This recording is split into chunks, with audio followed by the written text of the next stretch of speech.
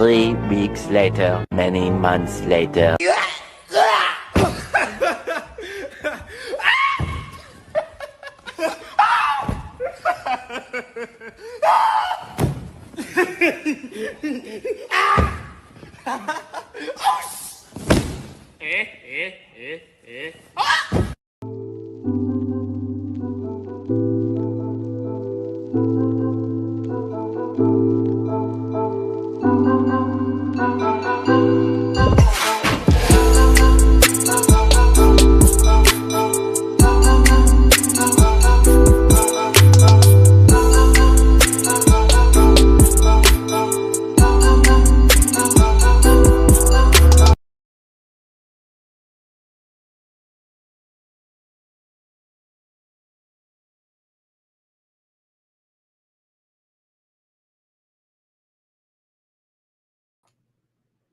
Good evening, y'all. I don't know what's going on.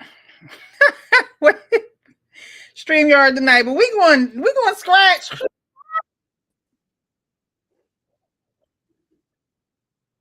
Okay, now I know what's going on. My foolish self had YouTube on in the background as well, so that's my fault. That is my fault. What is happening? Too much. Good evening. Welcome back to the Real Precious Network. We are back on the Adoptee Foster Show. We're going to have a quick one for you today. I do apologize about the intro. That was totally my fault. I had YouTube on in the background and I didn't know what was happening, what was going on. I heard an echo. So we're just going to take that. We're just going to take that away. But thank you guys so much for being here. We're going to get into the introductions and those who are joining. Definitely make sure you hit that like button, subscribe, and share this with a friend. You know, we are adoptee advocates. We say the uncomfortable things out loud, and it's not to, talk down on adoption or foster care or see it in a negative light. However, everything that we do in life, we should be prepared. We should be educated. We should be seeking more knowledge if it's something that we truly want to commit to. And so definitely share this live, share this channel. On Tuesday nights, we do the Adoptee Foster Show. And then on Wednesday nights at 9 p.m. Eastern, we do the Men's Forum. And so we will be live tomorrow night at 9 p.m. Eastern with some spicy topics. But tonight, we're talking about adoption. All right, y'all. So I'll get to y'all in a second. But thank you so much for being here. Leon, how are you this fine evening, sir? Hey, how's it going? Doing good. All righty. It's Tuesday. We're almost there, Wednesday, middle of the week. And it's going to be very nice this weekend. So take advantage. Okay. Don't do nothing I wouldn't do no. Okay. I'm just kidding. Definitely. I want to give a shout out. My sister is in the chat. Okay. Sis is in the chat. Okay. Being in the chat. Look, it's a big thing when you have your siblings, biological siblings, watching and supporting you, because we all have a similar story. We are all a part of each other's story, and everything that you get, you should get understanding. Whether you agree, whether you don't agree, you should get understanding. So at least you know how to proceed on. And so I appreciate all those who are watching, especially sis. I hope you enjoy the show this evening. We're going to get into some things. And the biggest thing is what to expect when adopting, right? Have you guys ever seen those videos where it says like what to expect when expecting, right? What to expect when expecting. I don't think they have one, what to expect when adopting. So we're going to get into a little bit of that tonight. Some things we have spoken about before. I have 2 videos that I do want to share with a couple of supporting videos surrounding those main topics. But the first topic that I saw, we spoke a little bit about what they get into, but the second half of the video is where we'll get into conversation. But before we do that, I do want to shout out some of the folks that are watching that are engaging in the chat. Throw your questions in the chat, throw your, observations, throw your experiences, whatever you are comfortable with. I will drop the link in case someone wants to join the live. But we definitely appreciate the participation. You guys are what makes this show go far. We appreciate you for watching. We appreciate you for being here because you could be anywhere else. You could be asleep. laid up. But you're here and we appreciate you. Thank you so much. Fish in the Fit. Good evening, everyone. Good evening to you as well. 3 a.m. is showing some love in the chat. Definitely hit that like button. Hit that like button. I don't know who this is. Is that sis or no? Is that no? No, No, okay. But I my don't know. sister is Tina in the chat. Her name is Tina Lanier in the chat. Alua. Thank you so much.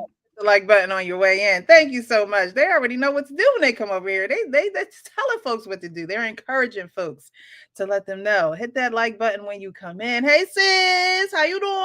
Hey sis. Let me go out. Come back in, girl. Come back in. Come back in. Come back in. She was saying that it was blank earlier. Oh, because I stopped the intro probably. Yeah, because I don't know. The intro seemed to like come in and then it skipped and then it just stopped. That was my fault. That was my fault. I had to stop it. You know, I don't like confusion. All right. I don't like confusion. We just go and stop it because we back here. All right. Y'all just see our faces a little faster. All right. I had to stop it. I had YouTube on in the background, didn't realize that I had the volume way up over there. So there was an echo and it, okay. It was a little crazy on this side. I'm like, what's happening? But thank you guys again so much for being here. Again, share the live, subscribe, hit the thumbs up button, like, so this hits the algorithm in some way, some form. But the first video I wanted to get into, they're talking about, we talked about how foster care agencies will twist words and they will manipulate the truth in ways that allows a child to be taken from their birth parents. And in this video, there is talks of that, but it's the end of the video that gets me. And again, we're talking about what to expect when adopting. And before you can even think about the child, you have to think about the two people who are going to be committing themselves to this lifelong journey. So I'm going to put this up on the stage and we're going to get into it. When they want a foster family to take the baby, they might withhold some information.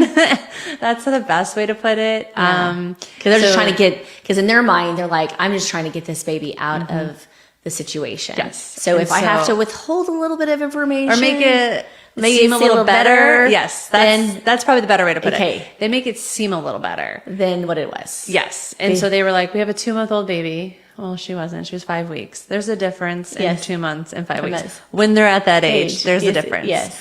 And she has a broken leg. Well, she didn't just have a broken leg.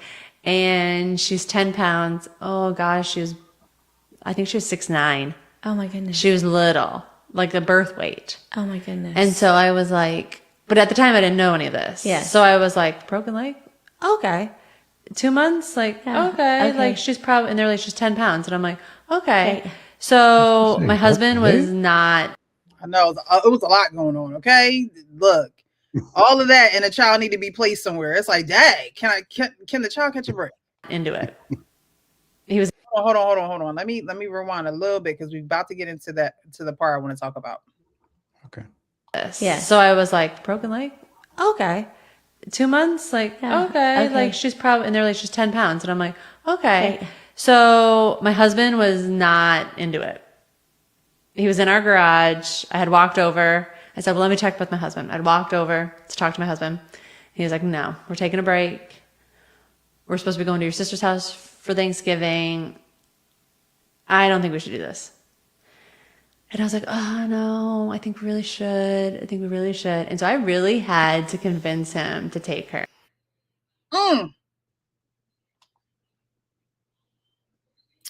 So they're being told false information about a foster child. The foster child had broke their leg, but not only was the foster child not the age that they told the parent or this foster mom, not only was she not the age, she wasn't the weight. And mom goes, let me ask my husband, like she about to buy a car or a huge purchase furniture store. Let me go consult with the husband real quick. And the husband says, I don't think this is a good idea.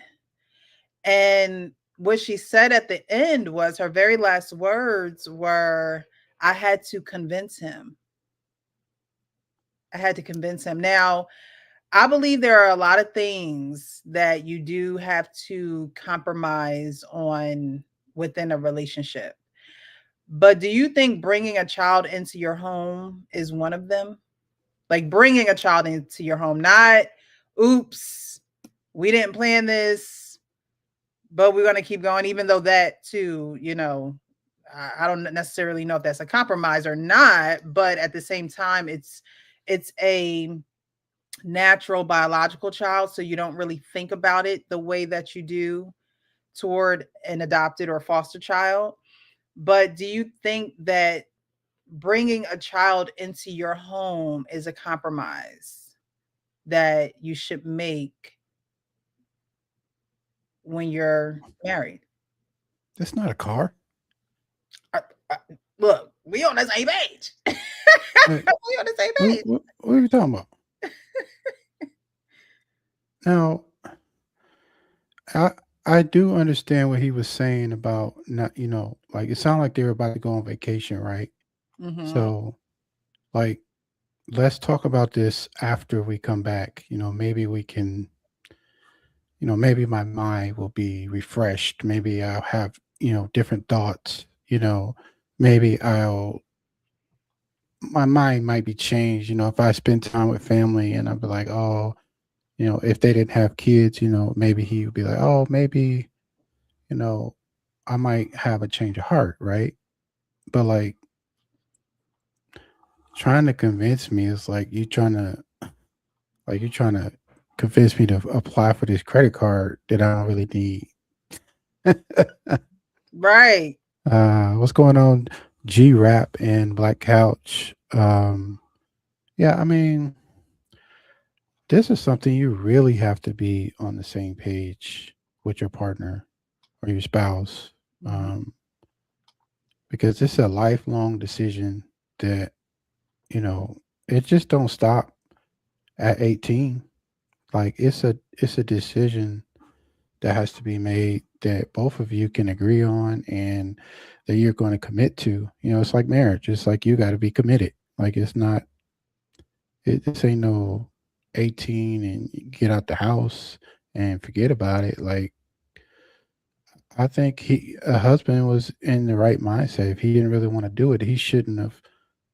I understand he probably was like, maybe I want to give it to her. Maybe I want to concede or like agree with her just so I don't mess up our relationship. But you're going down a rabbit hole that ain't gonna ever end. Right. Because children really make relationships better. I mean, is that a thing? I don't think. I think it's just like adoption. Our lives aren't better because we were adopted. They are different. And in some cases, your life can be better. You can have a better quality of life. However, it's different. It's different now. It's just different. And I think that with women, and I don't know her, personal life. I don't know if they're just parents who are foster parents and have their house open to parent. I don't know if she cannot have children and conceive the natural way.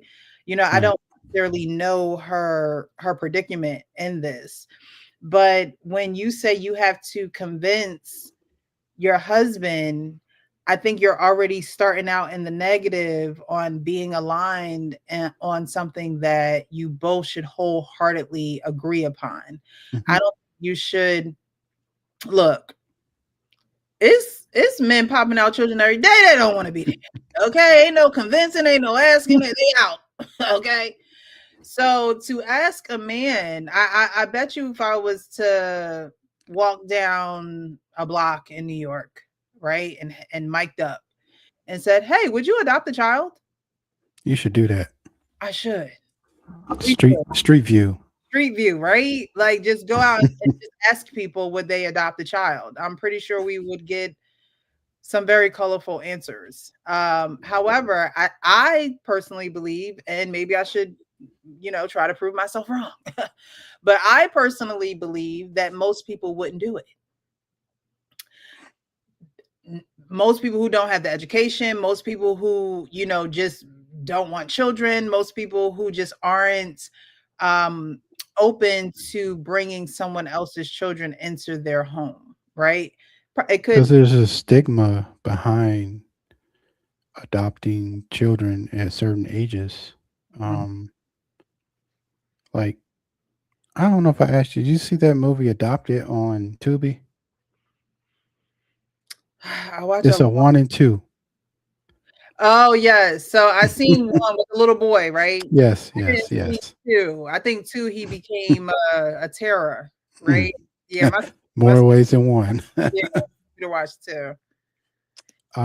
So it's a stigma like that kind of movie, right? Like where the kid is just a terrorist, like, just causing you problems every minute of the day, like you get no breaks. But that's not the case. Like everybody isn't like that. Like I know that you said that you may have had some anger or frustrations.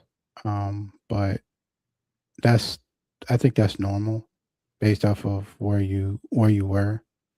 My situation was different. I didn't know any better, when I was growing up, you know, like I said, I don't really remember anything past under 5. So when I was growing up, it was like it was just, you know, it was really What it was.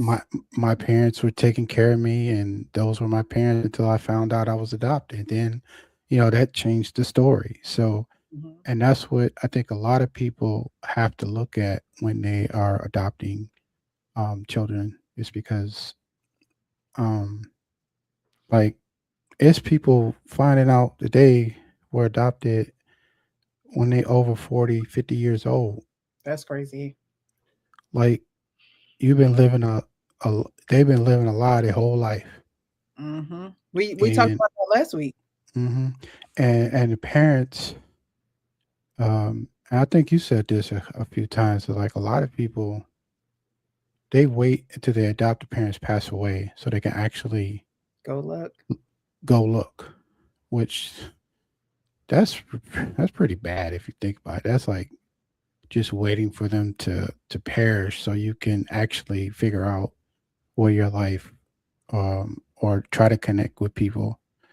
And the older you get, the harder it gets to locate people, and especially depending on how old your parents were, if they are or not deceased. Um, in my case, we're actually going through this right now where people, you're reaching out to them, they just leave you on red, so like it's it's a dynamic that I think a lot of people don't really understand until you really get into it. Yeah. That's why we always encourage people to watch these lives, share them, participate, engage, because Mhm. it's the twilight zone, like you always call Oh it, right? yeah. Twilight zone if you are not someone who's actually gone through it. Because on the outside, it's okay, you got adopted, you got a better quality of life, you should be happy, you should be glad, you should be grateful. And I always say with adoption, the duality in adoption leaves us dead smack in the middle, right? It leaves us dead smack in the middle of being grateful, but also grieving, Mhm. being grateful, but also the unknowing, being grateful and also adapting, but still trying to figure out who you are so you can be real with yourself. I always say be real with yourself so you can be real with everybody else. Y'all know that's my line. That's my line. It's going to be line to the end of time. Okay. Be real with yourself so you can be real with everybody else. And being in the dead center of losing and gaining, it's okay, who am I? But before we get to that point, bringing someone into your home and that not being a decision that both individuals in the relationship are dead set on committing themselves to, only sets you up for more issues down the line, because Mhm. there will be some resentment. Now, the biggest reason why, parents fear adopting or fear bringing children into their home is because they fear there will not be any bonding with the child, right? They worry about the trauma and the behavioral challenges. The fear of not bonding with the child, I believe, is a natural fear. That's a fear that comes from, this child didn't come from me, so how are we going to bond? And I think that a lot of adoption agencies, and we talk about this all the time, but a lot of adoption agencies will give you the very bare minimum, preparation for that. Get them involved, make sure they're busy, make sure because a lot of times, like myself, I was born to a drug addicted mother, right? So Mhm. we had those tendencies of withdrawals in us, and not when we were adopted, because I was 9 when I was adopted, but Mhm. as a baby growing up, before I was adopted, I was placed in a few different homes, and so the want to be alone or secluded was always inside of me. It took the last foster care home for me to like really enjoy life and love where I was, and didn't have a care in the world. I was outside playing with friends and going to school and things of that nature. But when I got adopted, I always remember my mom saying, she is just like, she don't want to connect with us. Like, she doesn't, that bond is just not there. And I didn't know how to fake that bond. I didn't know how to grow that bond. I didn't know how to lean into the new situation that I was in a home that, I'm going to be in for the next some odd years. And that was a hard concept for my parents, as well as a hard concept for me, because it's like, okay, how do we bridge the gap? How do we bridge that gap? And so not being able to bond is one of the main reasons, or one of the main fears of why people do not adopt, why people do not even bring children into their home to foster them, because how am Mhm. I going to connect with this child that is a total stranger to me? The second biggest reason is behavioral and trauma. A lot of people feel as though, I don't know what happened to them kids before they got here, but I ain't dealing with all that.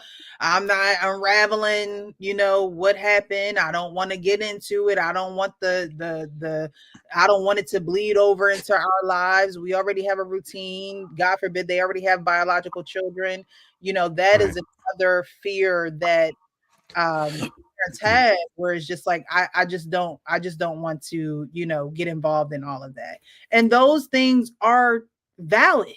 Those things are valid, but it doesn't mean that it's impossible to adopt. It means that, well, maybe you need to sit with adoptees. Maybe you need to go to some training courses. Maybe you should go to trauma therapy. you know the partner that needs to be convinced, I don't think that they should be convinced or coerced. I think that it should be something that you do together. If you're not, if you have to be convinced, then I shouldn't even be asking you. I shouldn't be trying to get you to go down this path with me. I think that in a relationship, people have to have the same values. And I think that raising children, you got to have some values, in order to do it, especially adopting them, children that are not yours. Again, you have your own kids. Look, they in the family now, like, but those who adopt, you're making a conscious decision Mhm. to raise children who are not biologically yours. And so I think that, there should be no convincing. It should be something you wholeheartedly want to do, the both of you. And if you're trying to convince, stop, pause, don't continue to ask, beg, convince. That's not the thing. If anything, educate and get educated together. If anything, go to trauma therapy and either do it individually or go together. Prep yourselves as people, because parents are people. Parent is a title, but you're a person before you're a parent. And I think that's another thing when, what to expect when adopting. You have to expect to be a person, not just a parent. And within being a person, that means personal development. And if you're not going to get the personal development, why be a parent? For what? We're not cactuses. You can't just put us in a corner and, be like, "Ooh, I'm not going to touch it. I'm just going to put it over there because it look all right with the aesthetic." No. There has to be some type of personal development. And a lot of men feel as though they don't have the personal development to bestow upon a child that is not theirs. A lot of men take their lineage very seriously. They want their son or they want their little girl. They want that daddy's girl. They take that very seriously. And I think when it comes to adopting, it shouldn't be something that a man has to be convinced to do, because at some point that man is going to feel like you impeded on, his life. And he feels like he has to bow to you, or there are women who can't do it naturally. And so this could be his gift to you. Children aren't gifts to other people. You don't give a child as a gift. You don't I might give you your favorite pair of pants or a nice pair of shoes, but a purse, but not a child. That's not, child is not, we're gifts, we're God's gifts. We're not gifts to other people. So I was going to ask you, what part do you think is harder, dealing with the behavioral issues or trying to connect with somebody that you just adopted?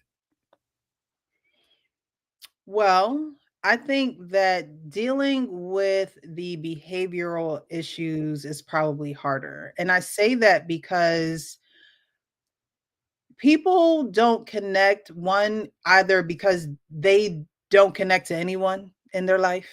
I mean, again, parents are people, right? And so connecting is a choice. Connecting is a true choice. When I go to the grocery store and the lady who's ringing me up, I like her earrings, and I'm like, "Oh, girl, I love your earrings." That's connecting. That's part of who I am. I love to connect with people because, the Bible says you could be entertaining an angel. I believe that. The people that I have connected with in my life, there are some of them I didn't know from a can of paint, but helped me tremendously in my life. Like if it wasn't for them, some certain things wouldn't have happened, right? And so connecting is a choice. So do I think that is hard? I think it's hard when you choose not to do it. It takes nothing for us to connect with other people. We're supposed to do that. We're supposed to connect to others. We're supposed to help our neighbors. We're supposed to serve others. I think the hard part does come into, the behavioral part of it, because I grew up in a home, in my adopted home, where you do something bad, you're on punishment. That's it, and that's all. That's it, and that's all. You do something bad, you're on punishment. I remember being on punishment a lot. Okay. I remember facing the wall a lot. I remember writing Bible scriptures a lot. I remember doing those things a lot. And I think it was because there was an issue with the connection. And you can't look at children like, oh, they're well behaved, they're bad behaved. There is no good and bad. There is just behavior. And again, if you are not educated on, if you don't go to a child psychologist, if you don't seek out the knowledge, if you don't, talk to other people who are in the community and see what they're going through and how they're handling it and how they're going through their journey, it is going to be hard to disconnect the behavior from the child. Because you're going to think, oh, this child is bad. And it's like, no, this child's been through some bad things. And we have to pause for the cause, right? We have to sit in it with them. But if you don't choose to connect, then you're definitely not going to be able to get to the behavior. You're never going to feel as though you can rise to that occasion, because you haven't even got the connecting part down. And the connection is what's going to make those behaviors, few and far between. Because that's what children want to do. We want to connect when a woman has a baby, the doctor literally pops your boob in the baby's mouth. Like, y'all need to connect. There's no time for non-connection, Mhm. and even if you can't do that, you're still having, because some women don't breastfeed. So you're still laying the child on your chest. You're still having, that chest to chest or that skin to skin contact. They encourage the same thing for men. Just because y'all didn't have the babies, you still made them connect. Lay the baby on your chest, rub them. The baby not you're not going to drop it. It's sit down. So the connection part of it honestly solves a lot of issues. But if that's not who you are, or if those are not the seeds that you're sowing, you can't expect this child to connect to you, and they don't even know you. They don't know nothing about you. They have to now adapt to who you are. And so I think the behavioral part is hard when you don't have the connection part. I agree. And I guess, when I look at, how my parents raised me and how you know, I guess people get put on punishment in different ways. Like my mother, she spanked my leg. My father, he pull out the belt. So it's different. It's different ways to when you look at it. And I guess, you know, I just got blessed with like a mother who was just amazing. Like I can't explain it any other way. Like even as an adult, like when I was, and I knew like as I got older, like my mom, she was retired. So, and I knew that like I couldn't depend on her as an adult. Like I had to make my own decisions, right? Like I didn't want to be like dependent on my mom every time I got, every time I needed something, I was contacting her, Mhm. But, there were times, there are times you need help. Yeah. There are times when you have to ask for help. So, um, but also, I knew the steps that they took that I would be okay, once they transitioned.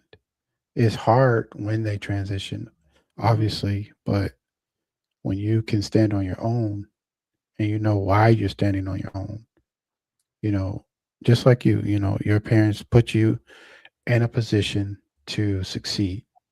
And that's really what you're looking for. You're looking for, when people are trying to adopt and they are wanting to help a child become something that will be productive, will be, you could look back and like, oh man, I remember when, I remember this or I remember that.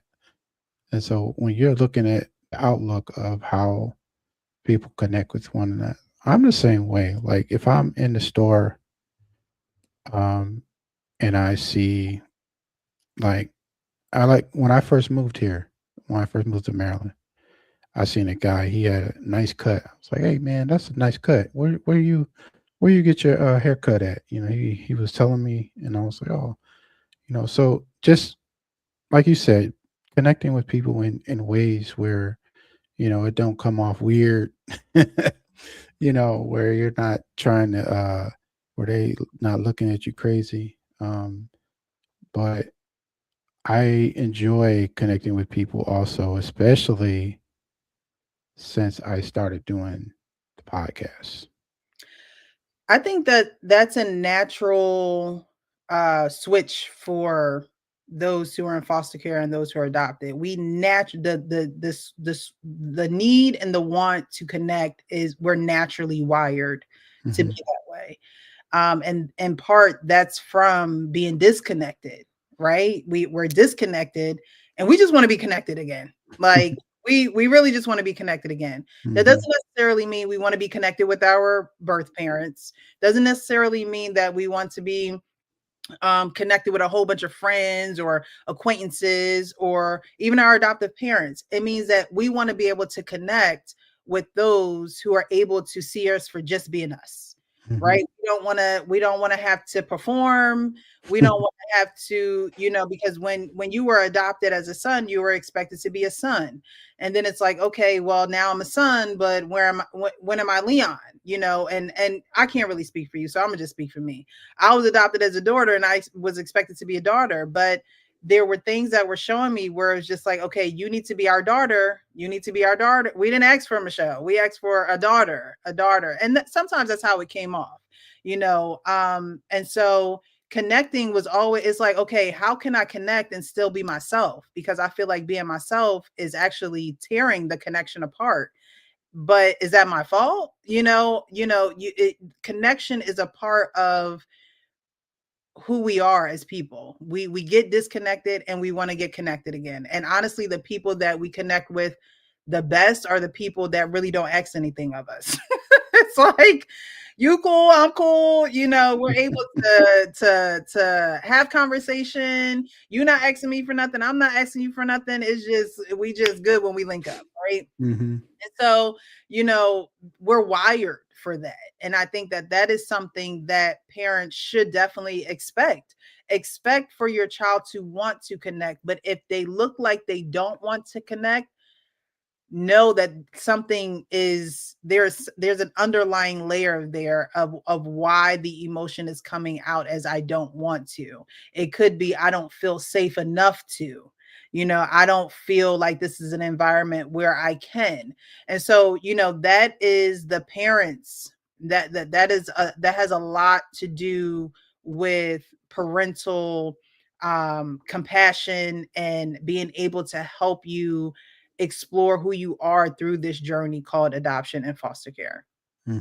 So I want to play this video. This is a child psychologist. She is also a doctor. She calls herself kind of like the parent whisperer.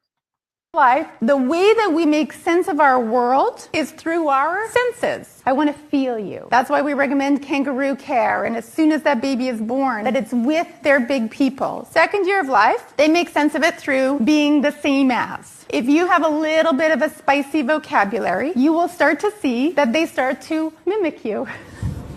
Like a snowman. What? It's kidding. They want to be like you. Year 3. Why she say I'm kidding? Like she was like 25. like my. They want to have a sense of belonging and loyalty. They want to know who their family is. How do we do it in our family? If any of you ever had children who are around age 3 and then you decided to have another child. You see her here? Year 4, I want to know that I matter. They draw you all the pictures. They make you watch their little dance performances like 52 times in a day. Did I do good? Do you want to see it again? Looking for that reinforcement that they matter and they're significant to you. Year 5, this is the year of love. It's not actually before year 5 that a child understands that feeling of what it is to be loved and in turn to offer that back to somebody. And you would think that with the onset of that experience of love, we are done, but that is not true. Because in year 6, it goes one layer deeper. I don't want to be just loved. I want to be known. That you can know all of those things about me, the good, the bad, and the ugly. And that you will love me all the same. If that I'ma love you anyway. that can happen, then the child heads out into the world with no problematic programs on board, and they have nothing holding them back in any of that because they actually have a belief that they are good enough and they are worthy and they don't have to work to receive anybody's love. They just get to have that flowing naturally because they have a heart in their body that beats. Imagine what it looks like when they become a grown-up. When you look back retrospectively, what were those first 6 years like for you? Do you have the experience of feeling like you were really seen and really heard? Or do you have a different kind of experience? When you're a child, the environment creates your mind. And when you're an adult, the mind created for you in that childhood, it now creates your environment. Wow. I love her. She's You very know, Vanessa. when I hear stuff like this, it's it just validates like a lot of emotions and things that you feel or that you had, but you didn't know how to put them into words, or you didn't know, that's like when I'm reading these books and I'm thinking back on like about the situations, you don't know that's what you're going through. But like when you hear somebody talk, when you hear somebody speak about it, or when you read these kind of content, it makes sense, right? Like, so when you think about, like, I've been talking about all the time, like when you look back on your life and you think about all the time your parents told you no, Mhm. and how you felt in that moment. You're pissed because you can't go to a party, or you can't, they won't buy you this dress, or they won't buy you some shoes or a backpack. But those moments are building the building blocks into your life, because they probably could have got it for you. I'm sure they could afford it, but if they keep telling, like, when you don't get everything you want, it makes you appreciate it more. And I'm pretty sure you're probably the same way with your daughter.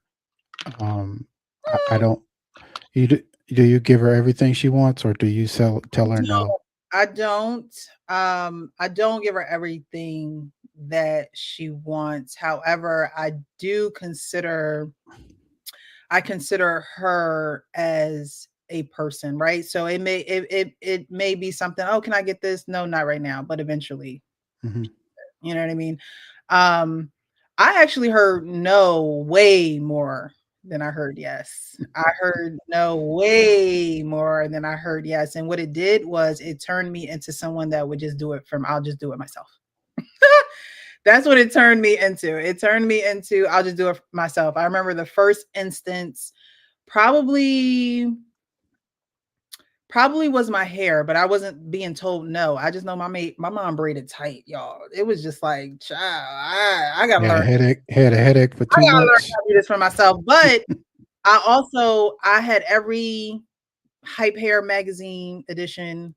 Like that was something that I liked. So I took, you know, interest in it. And so I Hmm. remember my mom saying, Dad, I don't have to do your hair anymore. Like that was like a moment for her where it was just like, we don't have that mother-daughter connection anymore. But the very first moment where it was just like, I'll just do it myself, was my phone. I was like, all right, I want to pay my own cell phone bill. Okay. These Hmm. 60 minutes, 90 minutes, 20 text messages, I'm at a point in life where it's just like, it's just not going to work, And I never forget, we went to the phone store and I was like, Dad, just take me off the phone bill. I work now. I'll just pay my own phone bill. And from there, it turned me into someone where it's just like asking you probably would be the last resort for me. I'm gonna figure out how I can get it done before I have to ask my parents, because I feel like if I ask my parents, it's gonna be no. And that's how, and I'm just being honest with y'all, I'm being real, right? However, it taught me how to be independent. It taught me how to, I left home around like 1920. Been living on my own since, never been on, out on the streets.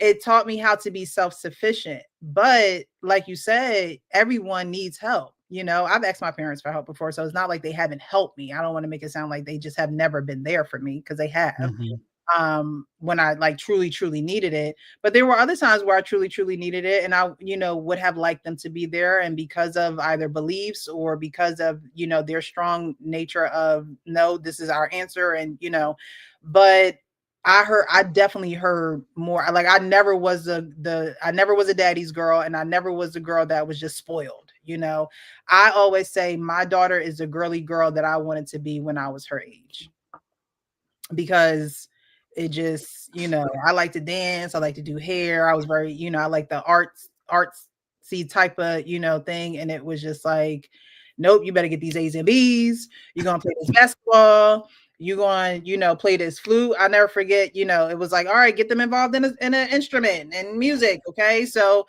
when you're in elementary school, you play the manila flute, right? You everybody had to bring that little flute. Make sure you don't forget your flute, So when it was time to pick an instrument, it's like, oh, well, what do you want to play? I want to play the flute. I enjoy playing that little vanilla thing.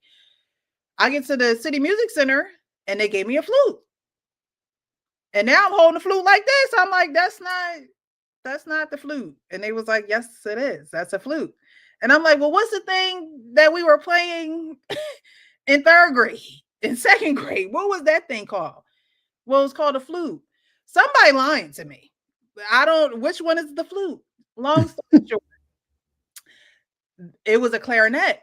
It was a clarinet that I really wanted. But my parents were like, nope, you got the flute. You're going to play the flute. And I'm like, but that's not what I wanted. Nope, you got the flute. You're going to play the flute. So there were just times and moments in my young adult life where it was just like the things that I truly wanted, or the things that I wanted to explore. It was just like, no, we're not doing that. So, do I give my daughter everything? No. But I also do take her being and who she is into consideration of why she may want the thing that she wants, or no, it's not going to be right now, but it could be at a later time when it's appropriate. I do take those things in consideration, and it could be because of me hearing no a lot more than I heard yes. I mean, and that's a good way to answer it too. Not right now, maybe at another time, instead of just flat out no. It's and at least gives her some glimmer of hope down the line. Right. It's not like no, to stop asking, it's never gonna happen type of answer. Yeah. And that's that, when I heard no, it was finite. Like it was like that's it. And I'm like, okay. So when you have a pattern of that, or if you come from a home, again, I told you I came from a home where it was just like, okay, if this is your behavior and you're doing these things, time out or punishment, or you got to sit in this secluded area. And I remember one time I had to eat clam chowder. I'm like, child, I have not eaten clam chowder since that night. And it's like, us as adopted kids, we want to be included. We need the connection. The more you push us away, the more we will stay away.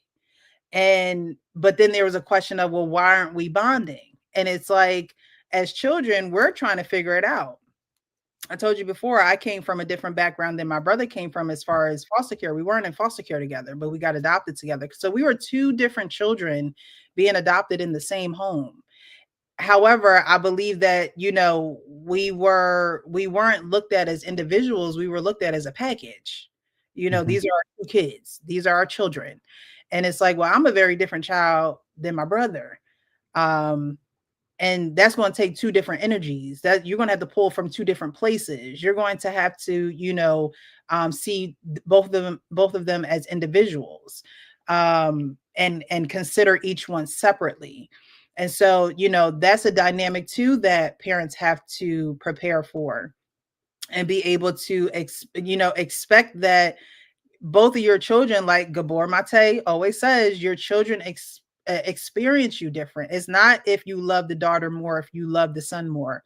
No, the daughter experienced you in a different way than the son experienced you. And it doesn't mean that he loved the son anymore, or he loved the daughter any less. It means that their experience with the same person were two different experiences. And that's something that sometimes parents don't want to put out on the table. They don't want to be honest about, because if you ask a parent, oh, I love all my kids the same.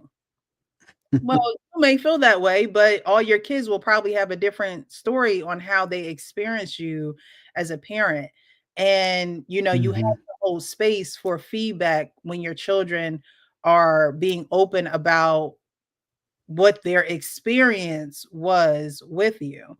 And that comes in again, like you said, you don't realize how your feelings can be put into words until you hear someone say the words or until you actually read it on paper. That's why I love reading and writing, because it's a personal thing, right? You're able to read this book and be like, wow, the book is reading you.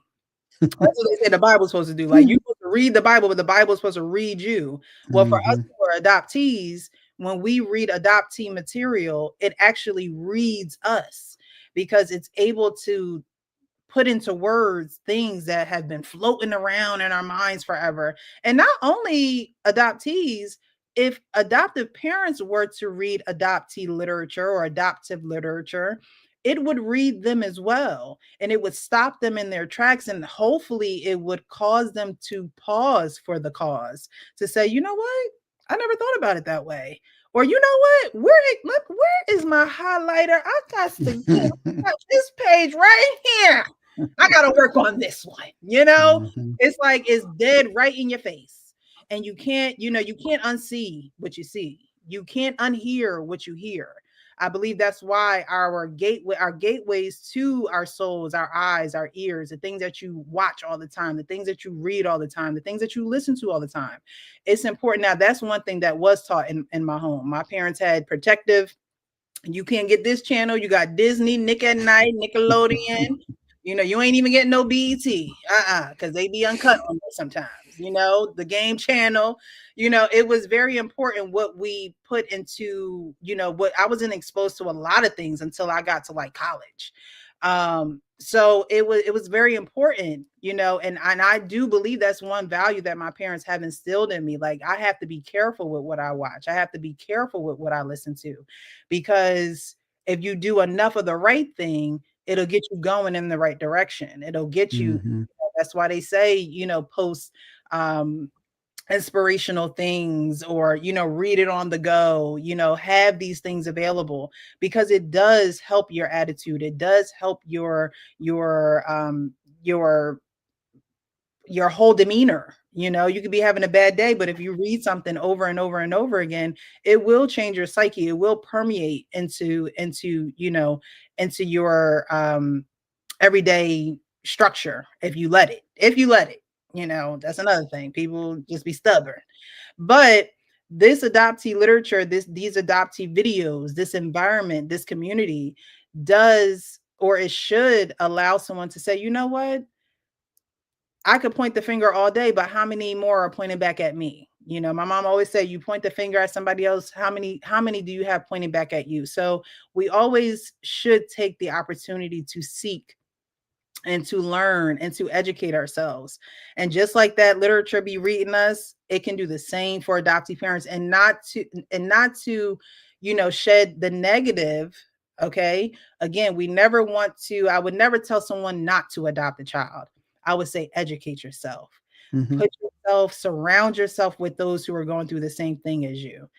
We would tell any parent would tell a child that, on a you want to be a basketball player, go hang out with the guys who play basketball, go to the training camps, go to the meetups, and make sure you're present at everything that a parent would tell a child.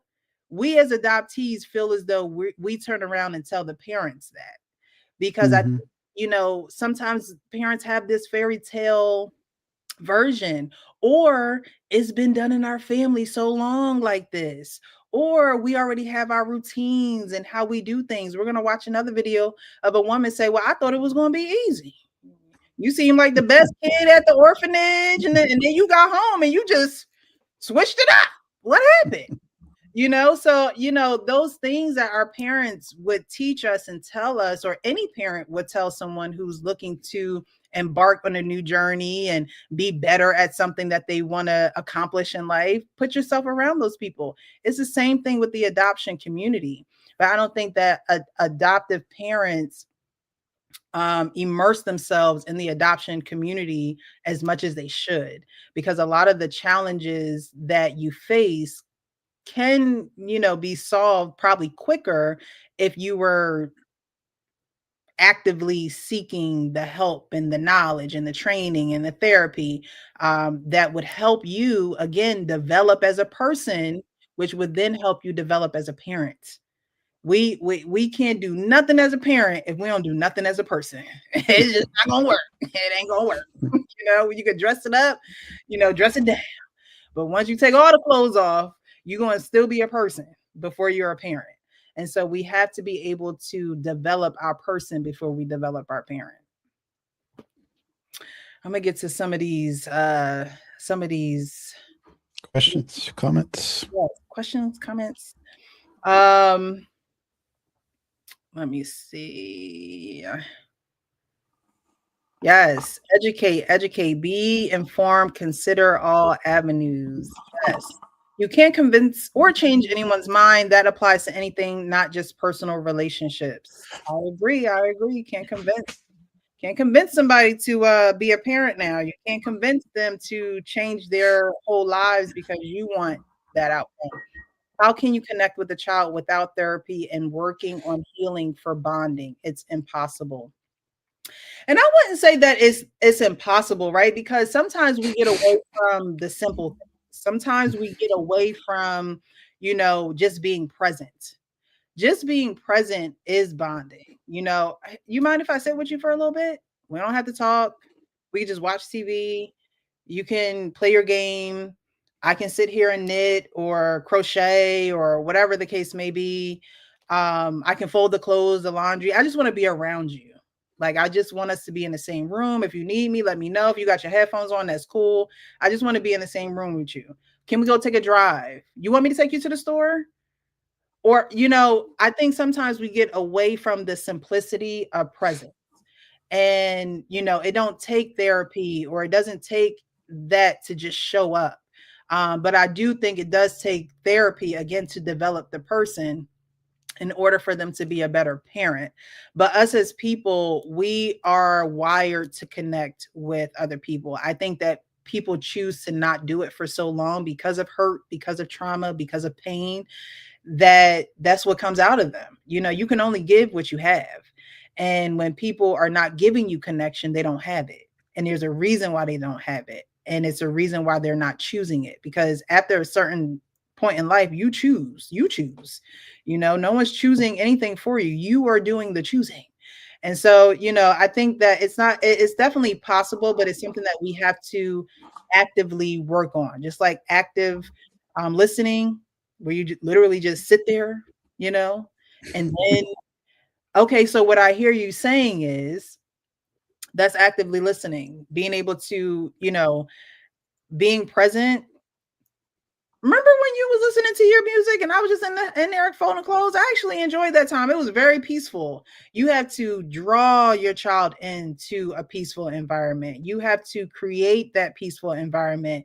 And honestly, we are human beings, right? Not humans doing. We don't always have to do something for someone else for them to feel comfortable. Sometimes you just have to be. And that is something that a lot of people struggle with. Precious, I commend you for voicing your truth on adoption and being honest with your ongoing experience with feelings towards your adoptive family. Yeah, and I'm not saying anything to, make my family look bad or anything. I'm just saying things that are real to my story, because you can't heal what you don't reveal, right? You can't be able to have these conversations if you're not able to say the uncomfortable things. And I think that the uncomfortable things do need to be said so other people can, feel easy about the unease that they've experienced in their, situations as well. They want that validation. Yes, children definitely want that validation. And what's crazy is the adoptive parents want the validation as well. But, children don't really validate their parents. I think that's something that probably comes a lot later, when you can understand the depth of their parenting and their sacrifices and things of that nature. And so parents always have to be the initiator of that validation. It starts in the womb with the development of child's mental health. The mother can pass on anxiety to a child in the womb. People don't realize this. Childhood psychology is so important. Yes. If you are, if you want to parent, definitely look, you don't even got to pay for it nowadays. You can just go right to YouTube University, right? Child psychologies. Watch some of these. And again, I wanted to be a teacher. And so a lot of my studying is surrounded by child psychology. And a lot of this, came to, talk about the fog, right? We talked about the fog. We did part 2 of the fog last week. Mm-hmm.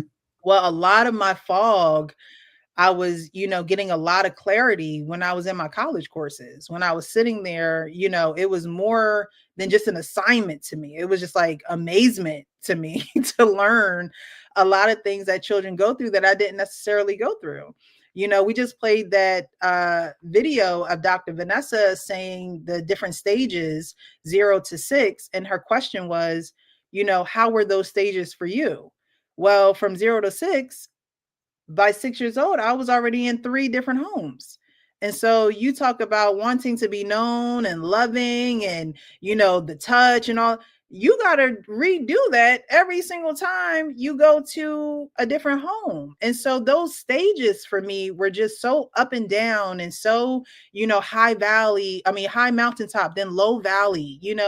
We go through those emotions not knowing how to go through them and leaning on those who committed to taking care of us to get us through that journey safely. And sometimes it's like you're going around the edge and it's like, all right, now we go run this edge. Don't let me fall off. Okay. So yeah, it's definitely a journey. Yeah, I mean, when you talk about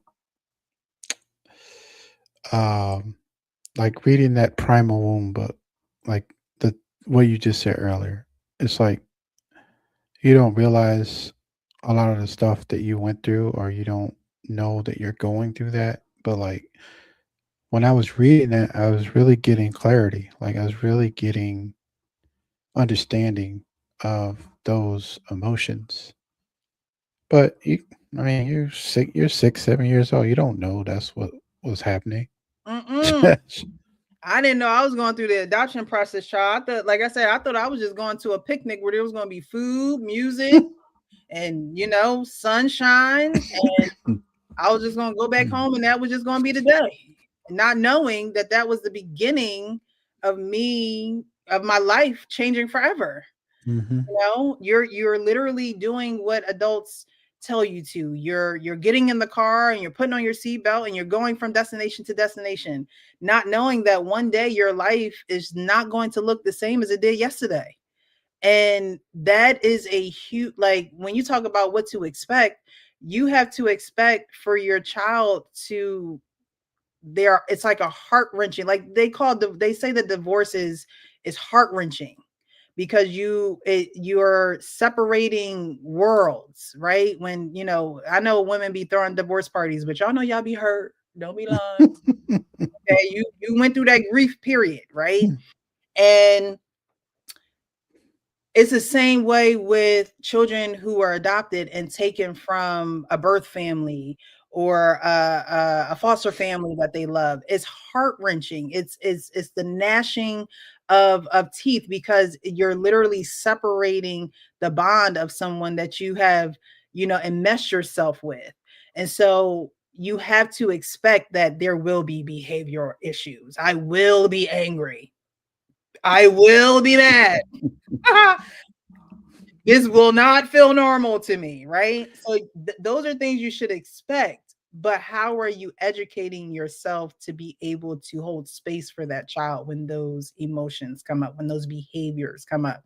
There's a lot of kids that go to detention centers. They're not even put in foster homes.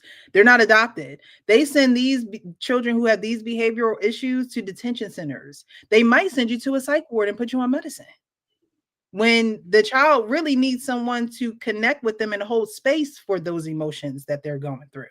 that nobody understands because you're just working a job and you're just part of this system and you've never been taken from your biological family or put in a home. You know, it's like me going to my neighbor's house and be like, let me check your kids real quick and have them for 25 years. You'd be like, wait, what? That child would be like, who are you?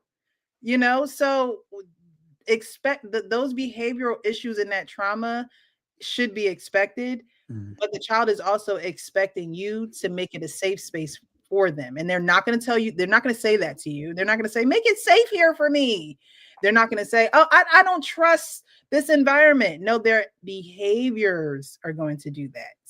And parents can't see it as children trying to be rebellious or children trying to act out or they're just bad or no, their nervous system is screaming, something is going on here and I can't make sense of it. I can't make sense of it. And so children do what children do, and they look to their parents to make sense of it. But when it's not making sense on that end either, they don't know what to do then. Yeah, especially I think some people have like they just have that knack. They just have that skill. Like they can, you know, not even like my parents, like people that I grew up around, like my friends and stuff, their parents, like their parents were just they knew when something was wrong or they knew, like when they needed to step in or they needed to get help, from another neighbor. So like I'm not saying like parenting, but I'm just saying like they can tell when things are they just got that, it's just inside them that feeling, that instinct, and some people have it and some people don't. Like it's just um, you know, like I told you, my mom told me that I couldn't go to a party. Come to find out, party got shot up. Mm. I was mad at the moment, but the outcome, it saved me. Mm-hmm. So when we look at it like that, it's the same thing. Like you said, like I used to spend all that quiet time or that time with my parents. Like, I'm little. I can't cut the grass, but I'm out there with my dad watching. He was like, "Come on, push the lawnmower." I can't put, I'm not big enough to push a lawnmower. But the point is, like you said, being in those spaces. I would go in the kitchen and just sit while my mom would be listening to the old school jams. And she cooking, and she like, you wanna help me make some cake? I'm like, yeah. She'll give me the little mixer, and it just like you said, it's subtle things that don't take money. It takes attention, it takes awareness, and it takes effort. Yeah. And if they're not giving you effort, it can be tough. Yeah, and it takes openness, right? It takes openness. Yeah, I mean, that's what you're doing. If Mm. you're going to open your house, open your heart. Okay, like you can't have one without the other. You can't have a closed house. I mean, you can't have an open house and a closed heart. They just don't Mhm. go hand in hand. It just doesn't work. So you have to be able to be open to the possibility that you don't know not now one answer to the test. Not now one, like Trina said. Not now one answer to the test. Okay. You can't go in there thinking you got all the answers to the test because sadly mistaken, you are wrong. Mhm. You do not have all the answers to the test. Um, and no one does. None of us have arrived. None of us have come to this level where we are at all knowing, knowledge. No, we are all still learning, no matter what field or subject matter it is, we're all still learning. But Mhm. you're going to expect to adopt, you have to go in knowing that you know nothing. And that you need to learn. You better learn you something, right? That's what they said back in the day. You better learn you something. With adopting a child, you better learn you something. And it doesn't always mean textbook answers. Learn your child. Learn the child that you chose to adopt. Have an open heart for the child that you chose to adopt, because that is the only way that connection is going to happen. And parents are in charge of that. That is a huge feat. Well, I like to connect. So, I'm not going to say it wouldn't be hard for me, but it probably would be hard for me to adopt a child and do something that I've never done before, even though I was an adopted child, right? I know that closeness is something that the child is going to require, but I'm not going to know how to do that until I meet that child, until I spend time with that child. It is a very hands-on, you'll hear the husband in this next video say it. It's a very hands-on experience. You're not going to have the answers, because you're not going to have, that child until you have that child. Even before adopting, I know parents get excited and it's like, oh, we're going to do this and we're going to do that and we're going to do this. And that child will give you a run for your money. And now this fantasy that you had of this child is now skewed. Your vision is now blurry. And it's like, I don't know about him. He gives us more issues than I want to admit, but we already committed, so some people do realize after a while that they're in too deep, and some give up and some keep trying. And it's a daily practice. You have a lot of children who run away from their adoptive homes, or there are people who are adopted multiple times. I didn't even know that could happen. Like, when did divorce happen? Like, when did y'all break up? Like, I didn't even know that could happen.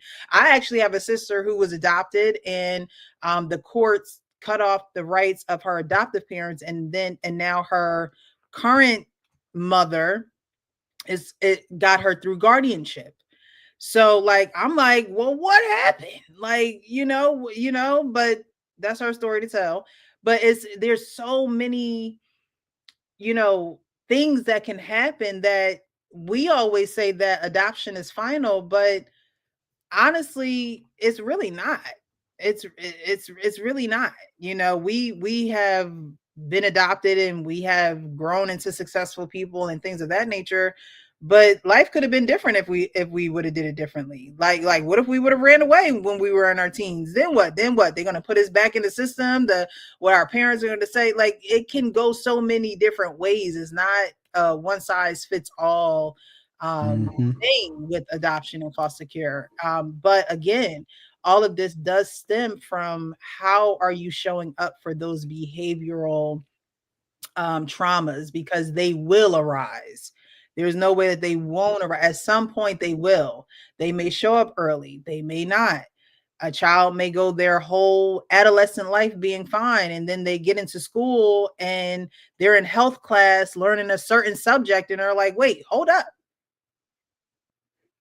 I don't know this, or this is unfamiliar to me, or, I don't know my family tree, or I don't know, like, I don't know. Or I used to hate that when we used to be in school, and they'd be like, oh, well, what is your background? Or like, what where are you from? Where are your parents from? Where are your grandparents from?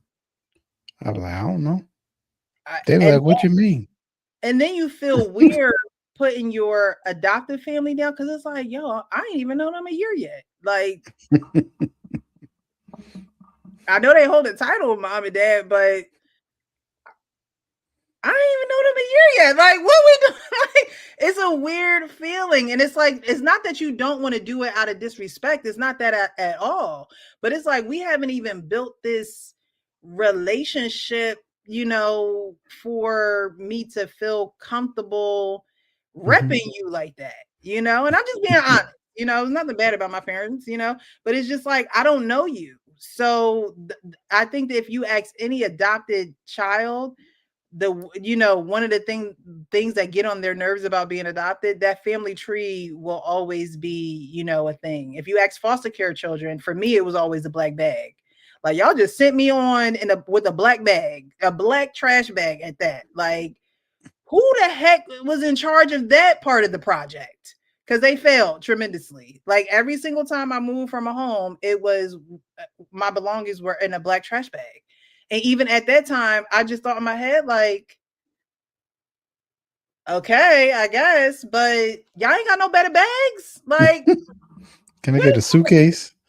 Yeah.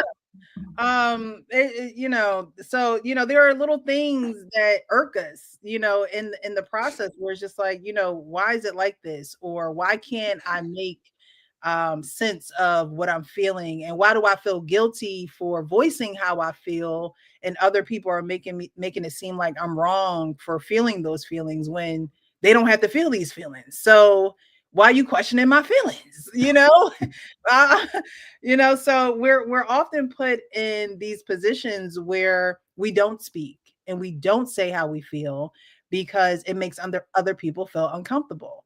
And I think that is a large majority of the adoptee and foster care community, where it's just like, I'm just not going to say nothing, or I'm gonna just wait till they die because they ain't got nothing to say 6 feet under. So I'm just going, for everybody to feel comfortable in this situation, and that shouldn't be the case. You should be real with yourself so you can be real with others. And if being real with yourself makes other people feel uncomfortable, I'm sorry, you have to honor yourself, because at the end of the day, you have to go to sleep with yourself. And you have to wake up for yourself, and you got to pay your bills yourself, and you got to be able to function in this world yourself. Like, you know what I mean? And I'm not saying that you're alone, but at the end of the day, if someone doesn't honor you for being you and making the decisions that you want to make that make you feel alive, are they really accepting you as a person? Do they really accept you as a person, or do they accept the benefit of who you are in their life as that person? As soon as you tell somebody no, believe me, I told you, I heard no a lot. So, when you tell somebody no, I don't want to do X, Y, and Z, now it's like, oh, but you don't want to do this, you don't want to do that. And it's like, no, it just doesn't honor me. It doesn't serve me. It doesn't make me feel good. It doesn't, it's not pouring into me, the way that this experience may pour into you. And I'm done doing things for other people for you to feel emotionally well, when this same experience is draining me emotionally. Right. And so those are the imbalances that go on when you're adopted. And in foster, and it goes on in biological families. Folks don't want to go to the family function because it's like, y'all fail to see the truth about Uncle Scotty. Like, everybody know when he get there, he gonna drink. Everybody know there's probably gonna be a scene, but yet y'all still want to be around this person, right? You still want to enable this person or encourage this person, but it's not a good time for us.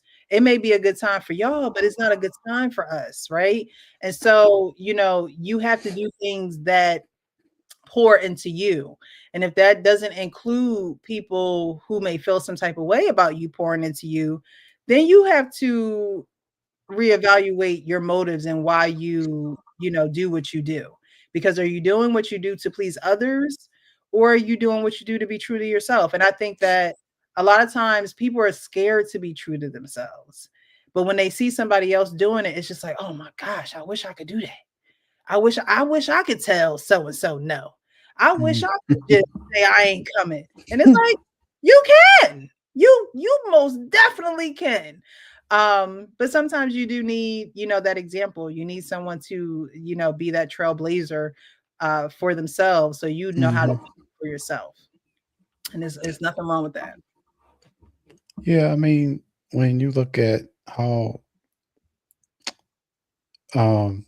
people, the negative stigma that adoption gets from, just for so long, a long time ago,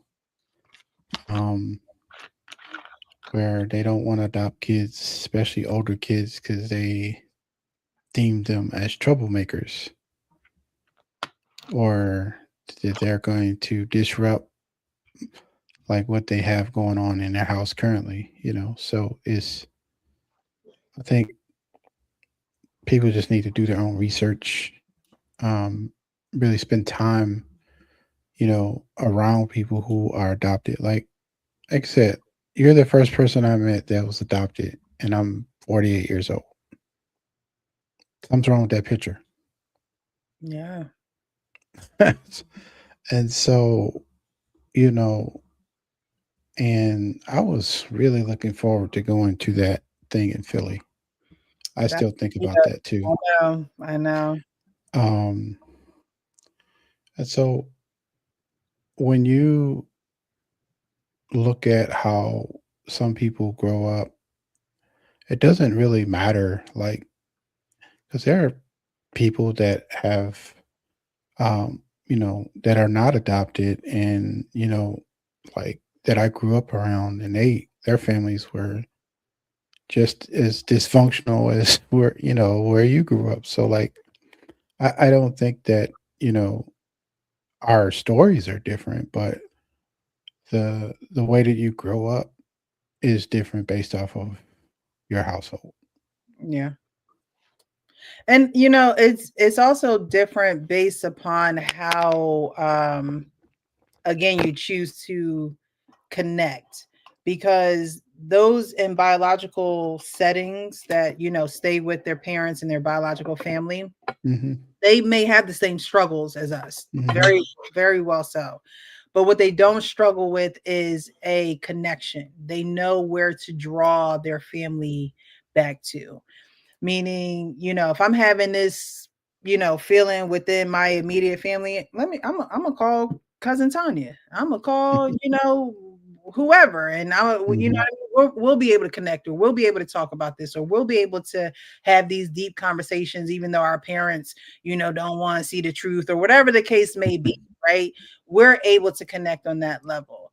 When you're adopted, like I don't talk to a lot of my cousins like that. Immediate cousins, yes, but still no. Like we, you know, we do make an effort to, you know, like my parents, siblings, especially on my mom's side, a little bit on my dad's side, but you know, we have a group chat and things of that nature. And you know, did you wish grandma a happy birthday? And you know, did y'all see X, Y, and Z? But it's, you know, it's not a constant type of communication.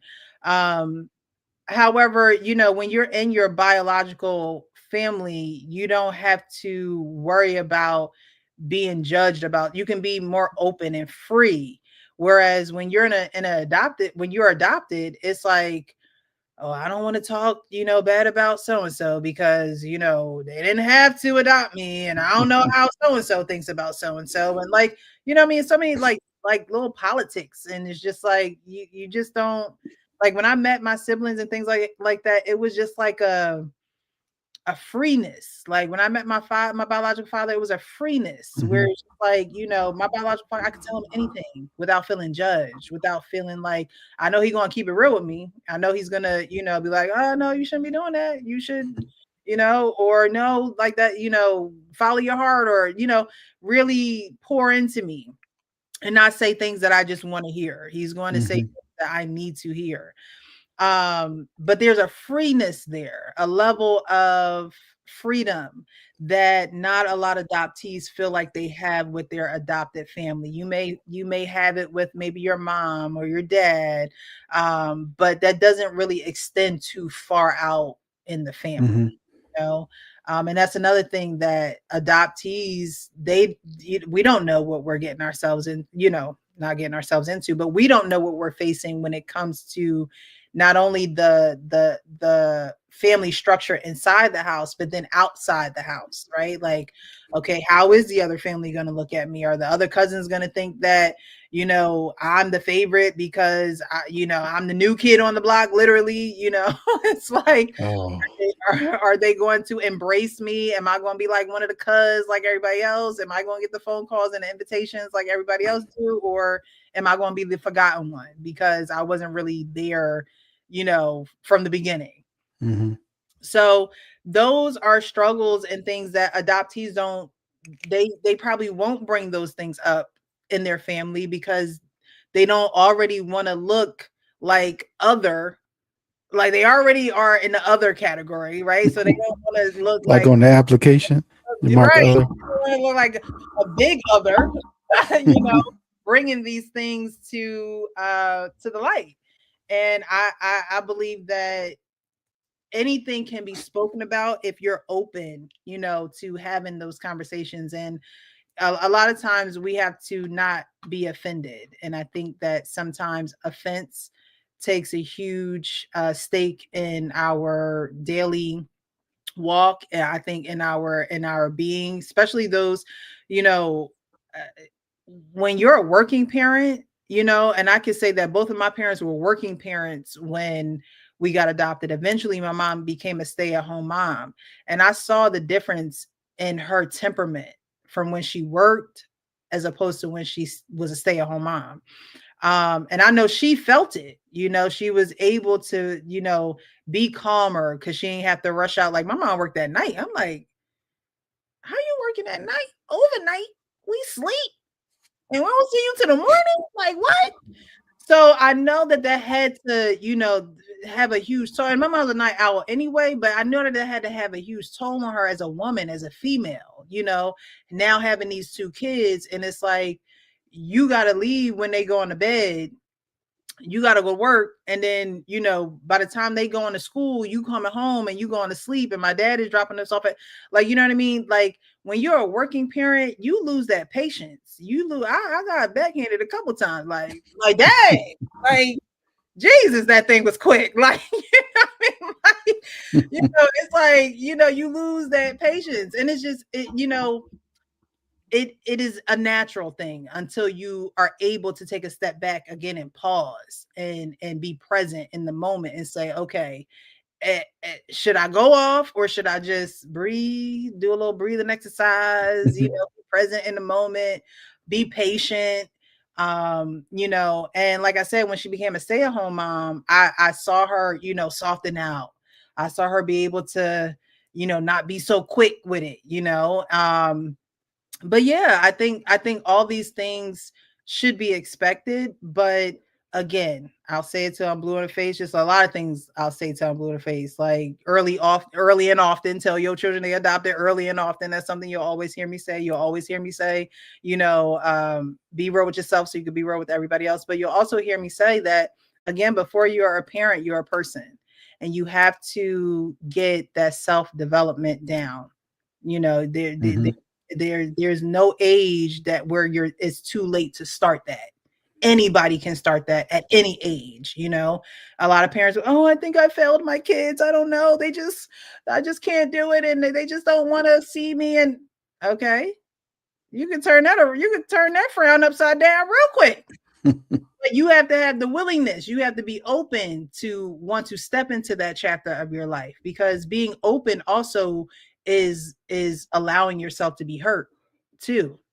And a lot of people don't want to just invite pain into their life. But what I say, joy and pain, like it go together. Sunshine and rain, it go together. Okay, get the peanut butter jelly sandwich. Okay, you can't just have the peanut butter, you can't just have the jelly. It go together, and you gotta be able to appreciate the flavors and all bring to the sandwich. Okay, and so that's what it is. A lot of people don't want to be open. Because when you're open, that gives an invitation for pain to be invited in. And we always say, nothing grows out of comfort. It's going to take a pain. It's like you going to the gym. How you want to go to the gym every day? Sweat, got the towel around your neck, legs hurting, arms hurting. Oh, that felt good. I know it hurt now, but I'm gonna look right. I'm gonna look fine. But you don't want to go through a little bit of emotional pain. That emotional pain seems like it hurts a little bit more than physical pain. Yeah. That was a rhetorical question. Yeah. It does though. I mean, we're just being honest, right? We're just being real. The emotional pain hurts worse than the physical. You'd rather feel that physical pain. You'd rather your muscles be aching right? And tell yourself that it's a good thing that they're aching, then say, you know what, we are having a little, distance in our relationship. And some people will say, you know what, I'm good with it. And some people will say, you know what, I don't like this. I don't like this disconnect. I like, what do I have to do different? Or, what can I do to make this better? That's that growth mindset I was talking about last week. The fixed mindset, they got their mind fixed. I am who I am. Take me as who I am. I know you was God. That's what God said. I am that I am. Okay. And us as humans, we have to realize that we have more room to grow because look, some of y'all mother's name probably was Mary, but it wasn't the Mary that had Jesus. Okay. Just saying. All right, we want to get to the next video. Then get out of here. So we have this mother, actually this couple who adopted a Haitian boy. So they're a white couple who adopted a Haitian little boy.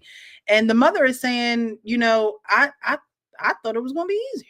I thought it was going to be easier. Hold on. All right. We got you home.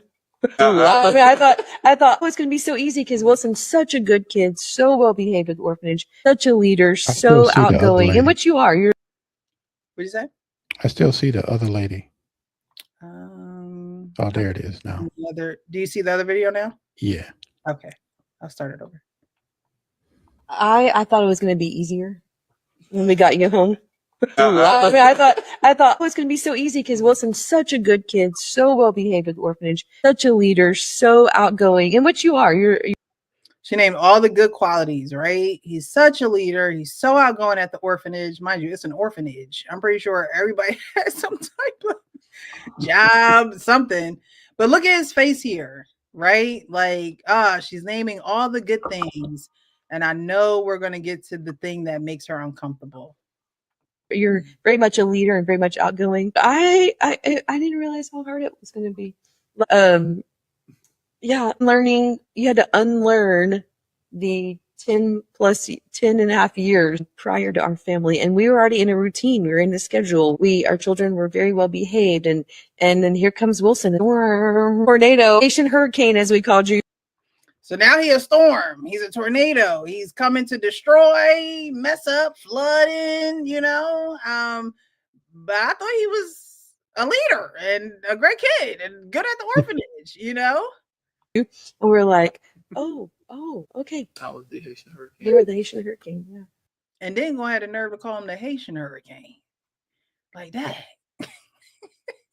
I think it's hard to say I unlearned anything because I learned in the process. There's no good manual. There's no good instruction book on how to do an adoption and how to bring somebody into your family who's not been a part of your family before. It's just something you have to experience and learn as you go. It's like on the job training that has to happen.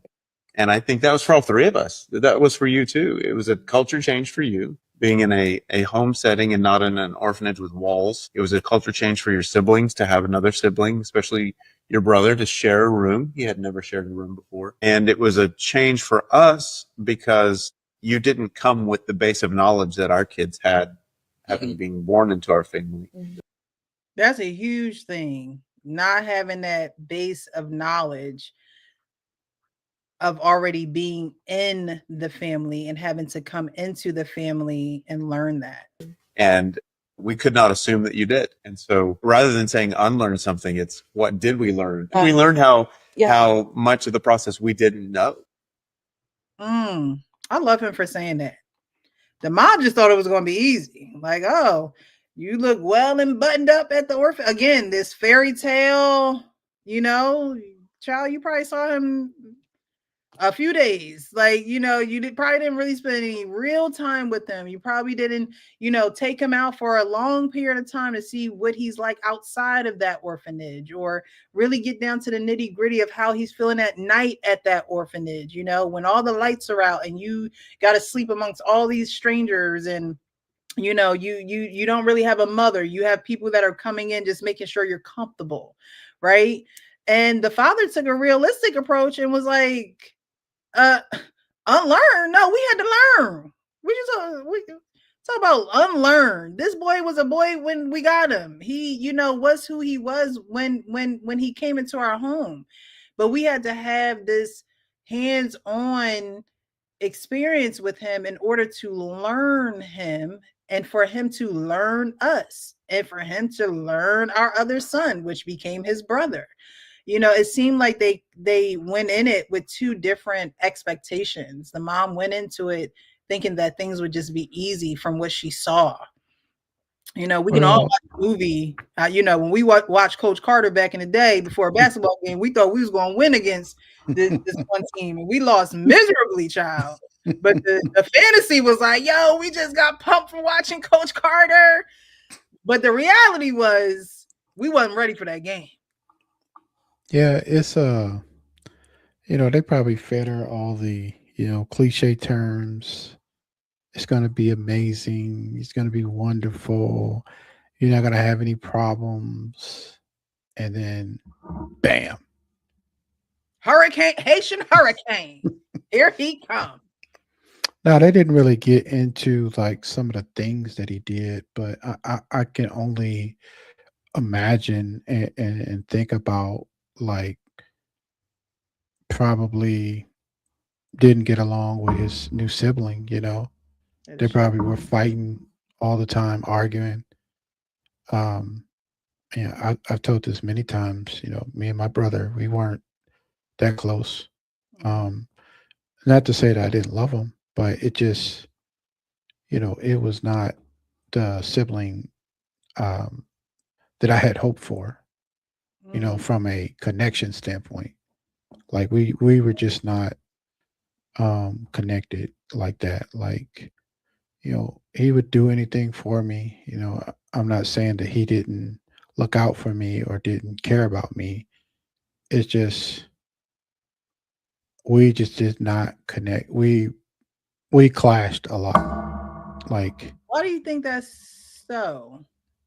I mean, I'm sure weren't biological brothers. I don't know. I don't really know. Like, I tried to do what I thought I knew to do to try to be close to him. I wanted to be around him. I wanted to hang out with him and his friends, but he was like, no.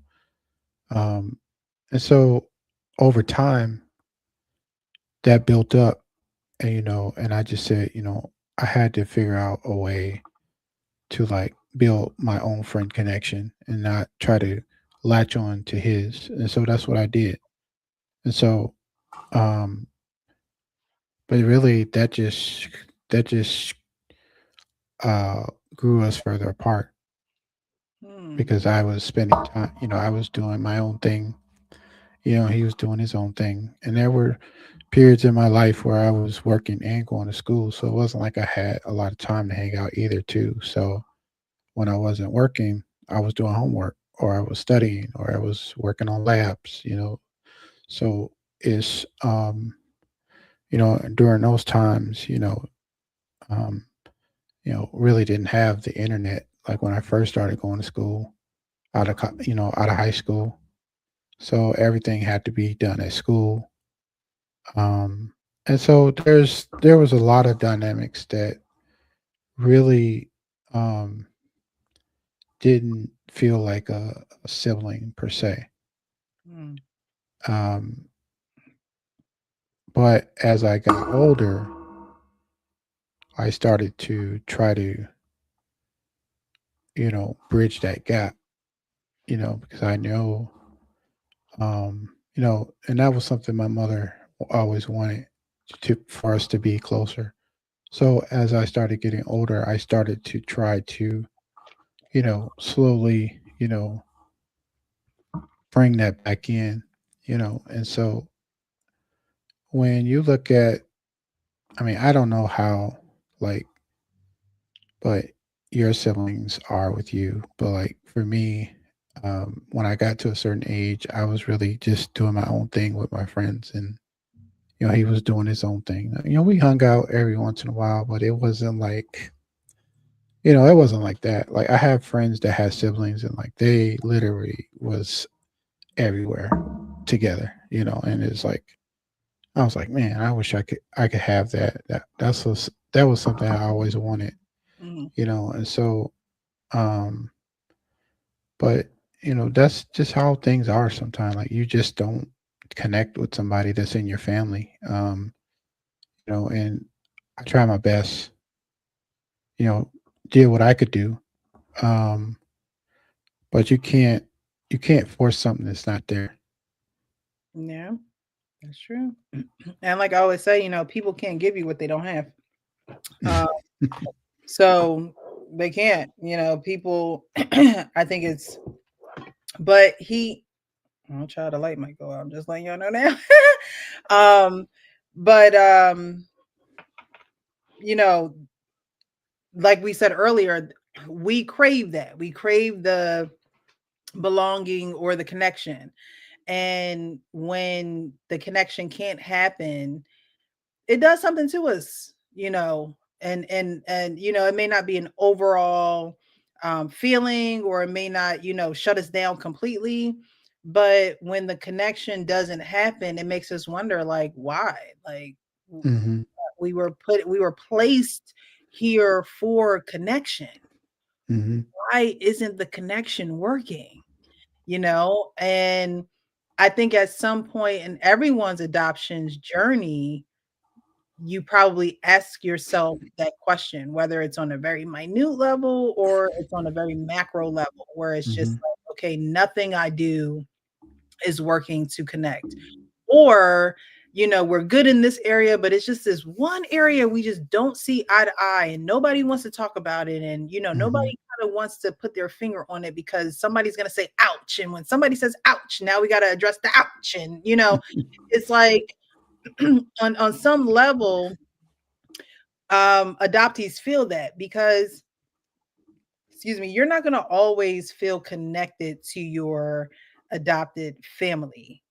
You're even if you have the best situation imaginable, if you have the best situation imaginable, you're still going to feel the disconnect, and you're going to question it. It's only those who actually go beyond the questioning and go beyond the, what can I do to make this better, will you be able to get to the other side. But a lot of adoptees do experience that disconnect, and it's for both parties to be able um to mend that connection. But I Hmm. wanted to play another video by Dr. Vanessa Lapointe, two more actually. With a mom whose child is really, really struggling. He's a little guy, he's about 6. If you ask him what's his favorite part about school, what's he gonna say? Recess. His second favorite part about school? Art. Favorite part of the day, recess, because he gets to go and be himself. Art, he gets to be himself. And he's having a tricky time at school. So what do you think they've done? They took away recess, and they took away art. I'm just kidding. And if you would like to rejoin the kids at recess and get going again with art, then you will do ABCXYZ. If you wanna, as grown-ups, make yourselves, really give yourselves a rough ride, do that. Never mind what that does to that child. Actually, probably what he needs is about 7 recesses a day. He needs to have a paper and whatever his drawing stuff is available to him, readily, and just regulate himself through that experience, express himself through that experience. So we don't want to interrupt. We want to make sure that we stay focused on play, and you will be swimming upstream. When you're feeling pressured to teach, that is your little warning sign that you need to step back into the world of play. We teach in the world of play. So, a lot of times we talk about adoption, foster care, and parenting all wrapped up in one. And if you don't follow her, definitely follow her. Those who what's going on here? Those who have those who struggle to open up, those who struggle to find things to do in order to connect. She calls herself the parent whisperer because she is a child psychologist and her main focus is the child and being able to focus on the child's needs. Right. I think a lot of times, especially when you get adopted, it's like, I'm giving you the basics, the basics of, a roof over your head, clothes on your back, food in your mouth, you got shoes on your feet, you're not homeless. And those are the basics, But I think that if a child had to choose between food and, a warm embrace, they would probably choose a warm embrace more than food. They would starve in order to be held. They would starve in order to connect. They would starve in order to be embraced. And so, she does a great job of saying, hey, you want to regulate a child by allowing them to be them times 3, times 2, times 4, times 5. Meaning if your child is having behavioral issues and you take the thing away that they love, 1 + 1 does equal 2, right? So, you want the behavioral issues to subside, but you take away the things that they love or the things that they're good at. And now you're wondering why your behavior issues have multiplied. So lean in to the areas where the child is able to be themselves without any recourse or without any judgment or without any feeling of should I do this or not, Child is at recent. I think, I watched that video and it brought so much back to me because it really explained the feelings that I had when I went from foster care to be adopted. Because when I was in foster care, I told y'all, my generation created We Outside. I was outside, okay? And it was full of play. It was full of being able to hang out with my friends and be able to be a 7, 8-year-old and schools across the street and rollerblades and the fire hydrants being open and us, having that hood swim party with the fire hydrant open. And, we just all in the street and the music's playing and your neighbors outside, your neighbors know your name. If you're doing something crazy, your neighbor gonna tell you. I grew up in that where we are one. Like we were all just in the community and we were one, And then when I got adopted, it was like, I feel like I'm secluded from everybody. I feel like I'm not able to connect to anybody. That version of play that I had and that not even version, but the reality that I lived in is no longer. And I don't know how to recreate that world that I was in here. There is no recreating it. Now this is a new thing. So how do I, hold on to the life, that lively life that I was living and now, live this secluded and less connected life. I just the balance there, there just really was no balance for me. And I think she explains it perfectly where it's just like, the child didn't need recess taken away. Maybe he needed 7 recesses.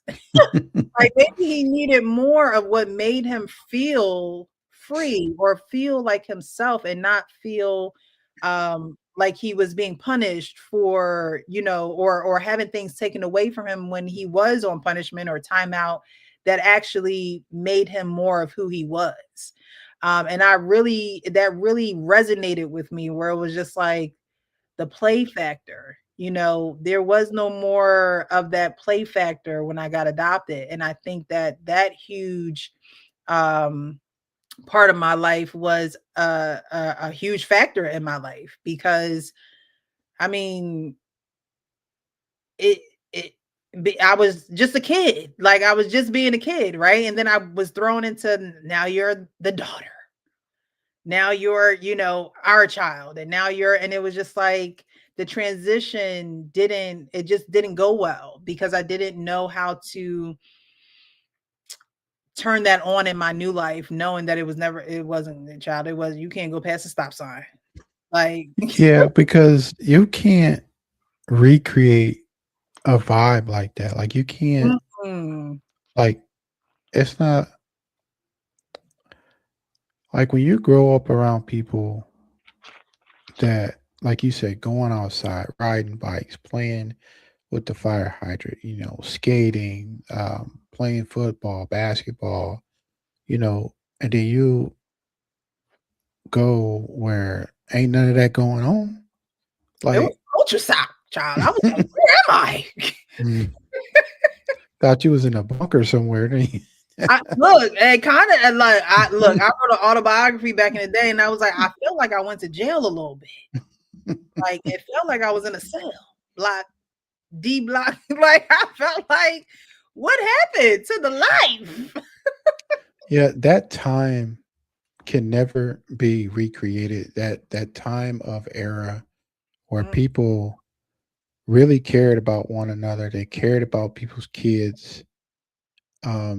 When you go outside, you know, other parents will look out for you, you know, and they know if you ain't where you're supposed to be, they'd be like, hey, you might want to get back around the corner before you before you get that tail whooped, you know. So they know, you know, they knew. And so it's that vibe that you were used to, and then it just got taken away. It was like, I know you probably felt like you were being punished because you didn't have that. And then my behavior because of it was, you know, bad. No, we're not going to say bad because there are not bad behaviors nor good behaviors. There are just behaviors. It was, you know, I couldn't regulate my emotions in that environment. I couldn't, especially when now I'm expected to be your daughter and I got to call you mom and dad. And, you know, it was just like I just got ripped away from, like, I felt like the best place on earth. And now, you know, I'm here. And, you know, when you go from when parents are trying to correct, because I'm sure I had behaviors about me that needed correcting, right? I'm not sitting here saying that like I was a perfect child. Like I grew up in a city, you know, and so there were behaviors about me that needed correcting. But when the correcting is do this right or you're on punishment, that didn't help. that didn't help. Because like now you're secluding me. Now, you know, I'm angry and I have to go face the wall and deal with this anger by myself and be like, oh my God, I hate them. I can't stand them. I just wish they would just send me back. Like all of that is, I'm just being honest and real. Like, you know, that's what this is about. That is what I had to deal with alone by myself while I'm facing the wall. Or I'm writing this Bible verse over and over and over again. Like, I don't care what the Lord say about this. Who is the Lord? Like, you know, why am I writing this over and over again? Like, now after, you know, doing it, like the discipline kicked in, but it didn't feel, and discipline doesn't feel good. So I'm not going to say that the discipline should have felt good. But what I'm saying is, you know, it could have came off more in a lovingly manner, knowing that I didn't know you from a can of paint. You know, it's like me going to go take my neighbor kid and bring him into my house and be like, you better do what I say, because if you don't do what I say, you're going to be on punishment. They're going to look at me and be like, who are you? You ain't my mama. Right. It's just like on the movies. Like, you know, why, you know, who are you to be punishing me the way that you're punishing me, you know? And again, we weren't babies, you know, that third, I was going into fourth grade. So the innocence of the third grade wore off. Reality set in. I'm serious. I think that after third grade, I wanted to be a third grade teacher. That's why I went into teaching. My first job was at a school, after school program, and I love the third grade. Like it's just like the innocence and the kindness and the love. You know, they just come up to you and give you a hug. Fourth grade, they be like, you're like, was that just the girl from third grade, innocent little Sally? So that's what I wanted to be. And it was just like I was in 4th grade, like I was 9, so it didn't translate. The innocence of the 3rd grade had worn off, and the reality just set in. And it really didn't. When you want to question the closeness, you got to also question the actions of how we were corrected and how the behaviors were addressed, because they were addressed as if I was a bad kid, and I didn't know how to adapt to my new environment. And again, my mom and dad were both working, so my mom is working at night. I don't remember. I'm sure my dad probably never took off, but I'm sure my mom had to have, how they have maternity leave. I'm sure they have to have that for adopted kids, where it's just like some businesses help you adopt. They have that, adoption assistance. And so, I'm sure there had to be a time period where she probably stayed home for a little bit, but then she went back to work, and can you imagine, like, I'm a mom, I'm a biological mom, so I know the frustrations of when I'm tired and things of that nature. But could you imagine being frustrated and tired and dealing with a 9-year-old, not even not a baby, but a 9-year-old, somebody that can talk back to you and, give you the looks and roll their eyes and suck their teeth and, Was you doing all that? Yeah, at some point. Yeah. I'm being honest. Like I didn't want to be where I was. Like that's the truth. Like I just didn't want to be there, because I didn't feel the need to be there. But there was a need for me to be there because I couldn't stay in foster care. But as a child, you don't know that forever is not a thing, right? And when you're a child, forever is a thing for you. Like this is forever for me. And then when that reality gets thrown in your face, or when you are actually living that reality, your blinders come off. The shades, just literally were just ripped from my eyes, and I had to see things in reality and not in a fantasy, or a kid just being a kid. Is like I grew up when I got adopted. It was like I'm sitting back and I'm observing and I'm being quiet. I wasn't that lively kid that I was when I before I got adopted. I became very reserved. I became very observant. And I think that those aren't things that adoptive parents expect, because they have their own rose-colored glasses on of what they expect for their children to be. And again, this is an image thing as well. Some people do it for the image. Like, okay, we've been telling people we've been wanting kids, we can't have kids, and we're gonna get these kids, and then you get the kids, and it's not really about the kids. It's about how everybody views you now. Now you're parents. You're not just Mr. and Mrs. Now you're the parents of.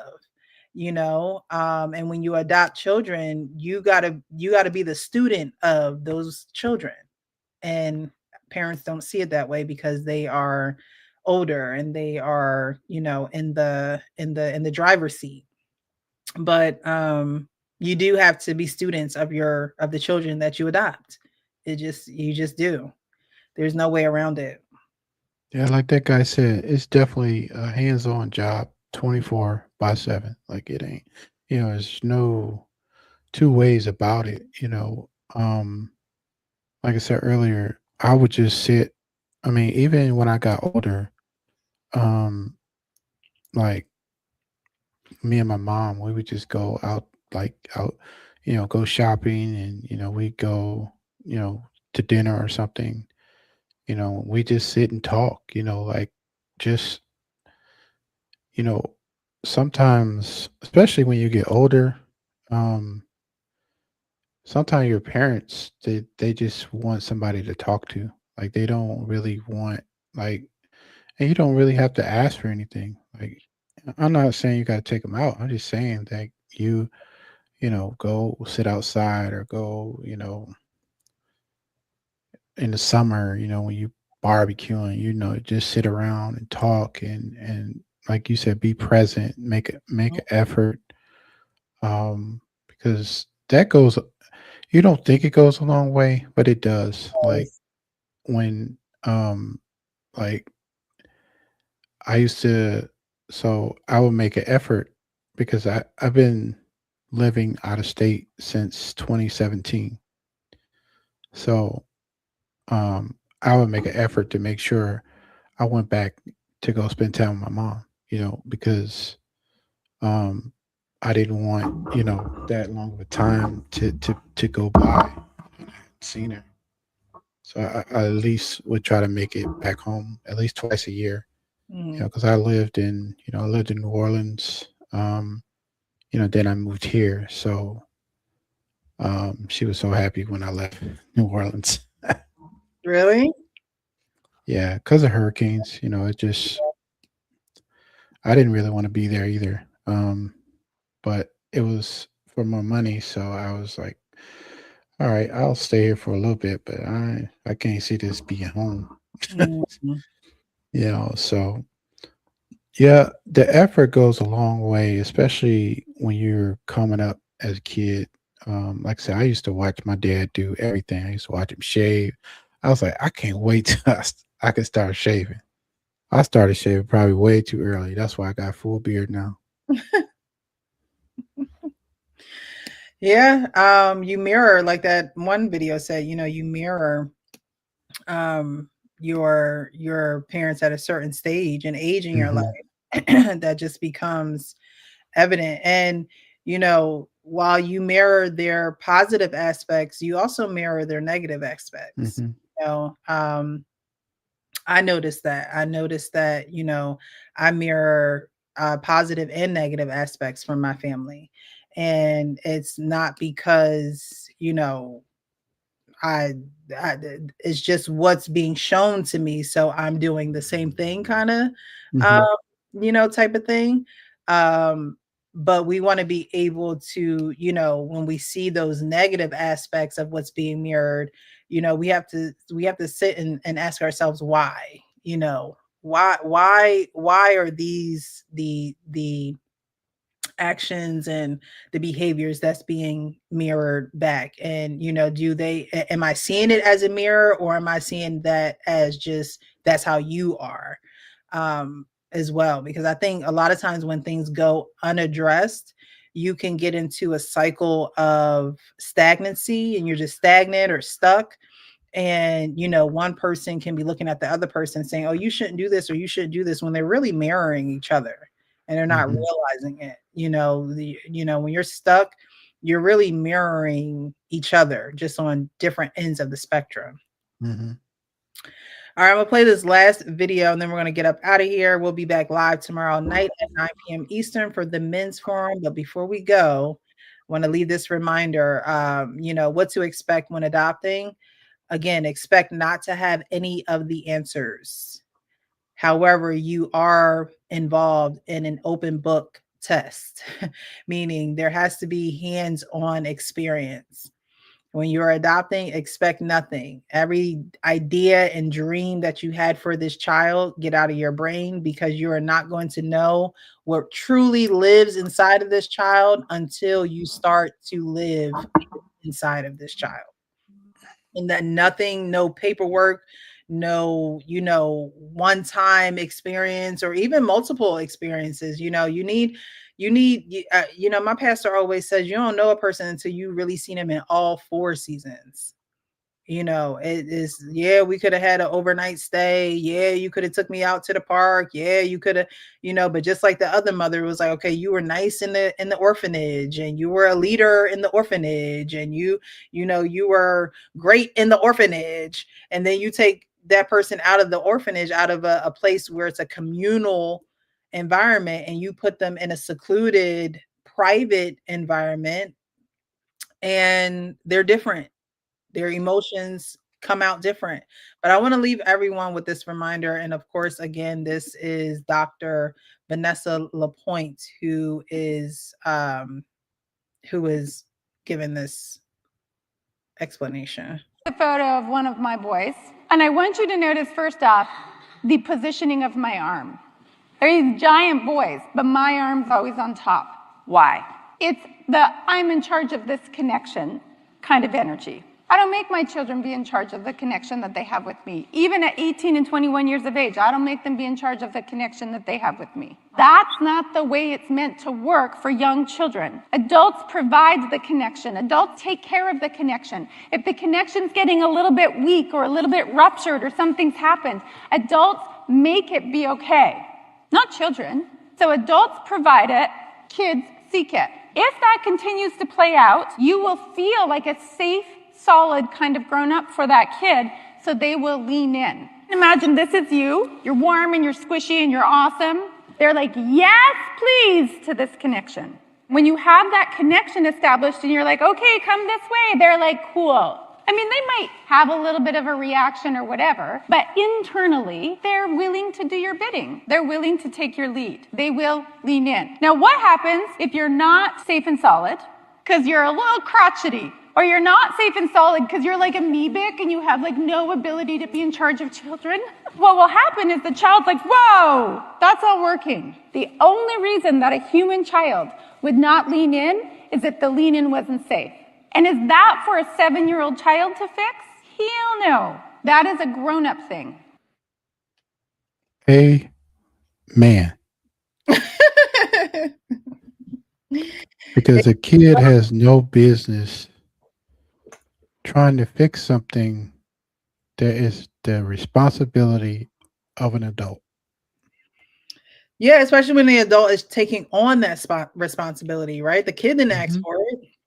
And you know, some may say, well, that's ungrateful, and you know that you're looking at it totally wrong. And it's like, no, you're looking at it totally wrong. You just send your kids to, you know, a stranger's house and have the kid be raised by them. You would, in your mind, hope that the adult who took on that responsibility is doing their damn bestest to steward that relationship in a healthy manner.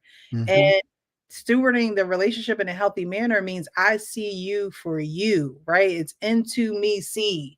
You know, are you looking into this to see who I can be and to see who I truly am, or to see what you can gain out of it, or to see how you'll look from, you know, adopting or taking in these poor dear children? You know, that to me, that is what it boils down to. You know, are you willing to see children for who they truly are? Or, you know, are you getting something out of this? Is this a tax break for you? Oh, you got 2, now you get double the money. Like, you know, it's like, you know, what are you really getting out of this? And, you know, it, again, I always say that the true measure of parenting is when your children want to come see you when you don't ask them to. When they just want to come see you, when they just want that connection, or like you said, when you just want to be around, you know, be around them and have a conversation. That's the true measure of your parenting. And no matter how good of a job that you think that you did, your children will reflect that. Your children, that will come out of your child naturally. The wanting and the desiring to be around parents who made them feel safe, who saw them wholeheartedly for who they were and didn't try to impress who they wanted them to be on their children. Because I think that's what I miss the most. Yeah. It's really talking to my mom. Like every day she would, you know, she knew I worked from home. So every day on my lunch break, she would call me. She's like, oh, what are you having for lunch today? Or you're ordering something, or you cooking something, you know, just, you know, common conversation. Yeah, just gibberish conversation, right? Like just checking to see how I was doing. And then, you know, go from that to go to nothing. It was devastating at first. I ain't gonna lie. Like, if we're gonna talk about some real stuff, that was devastating. Yeah.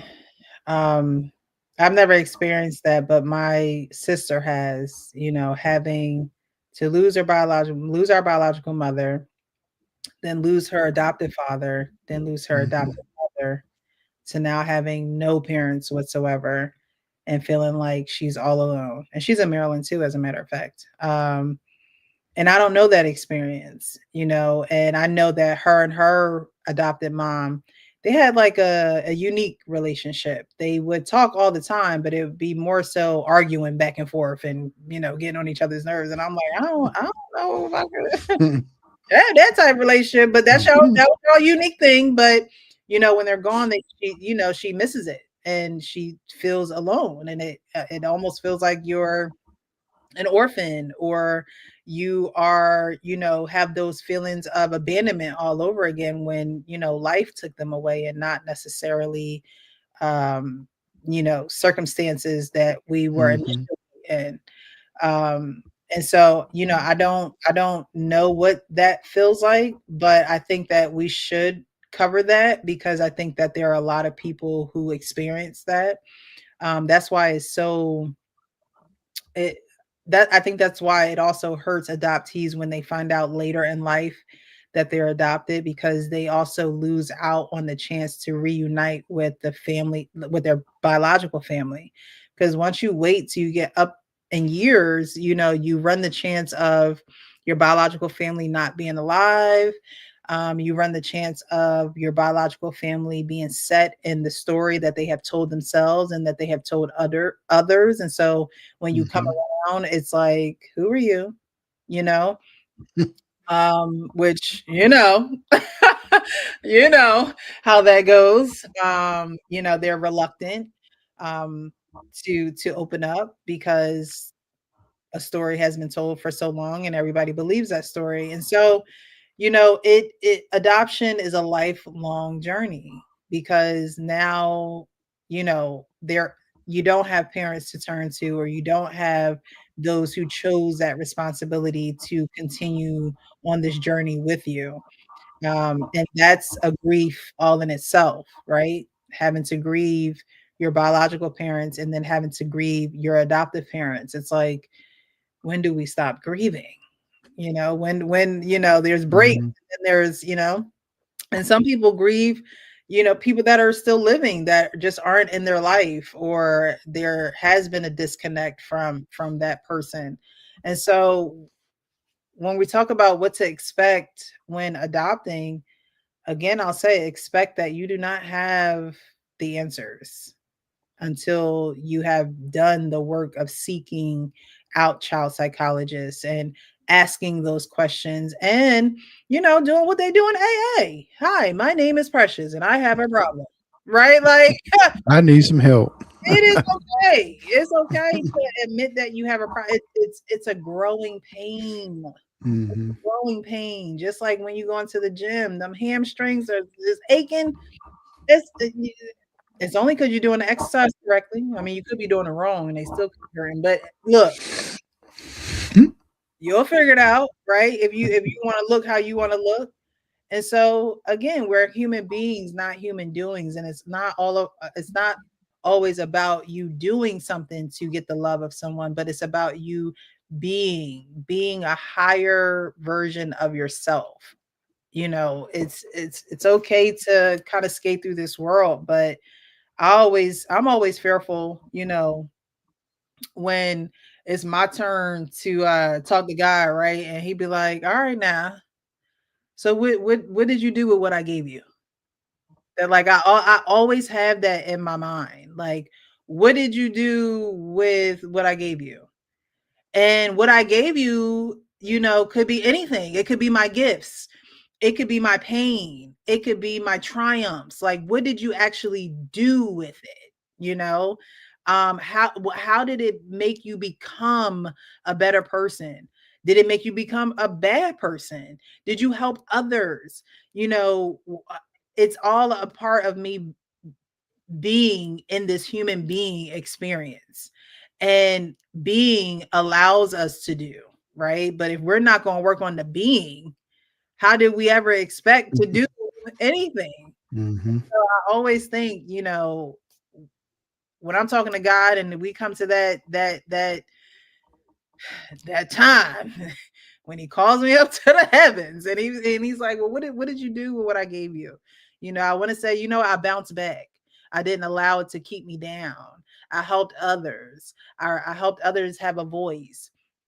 things like that. I want to, because he's our heavenly Father, and I do want to make him proud. And that's all we want to do as adopted children, is make our families proud, right? We want to belong. We want to connect, because we stuck here anyway. We might as well, like, we might as well get to a level and a space of maturity where we're able to say, you know what, we don't necessarily agree, but we're gonna work through that.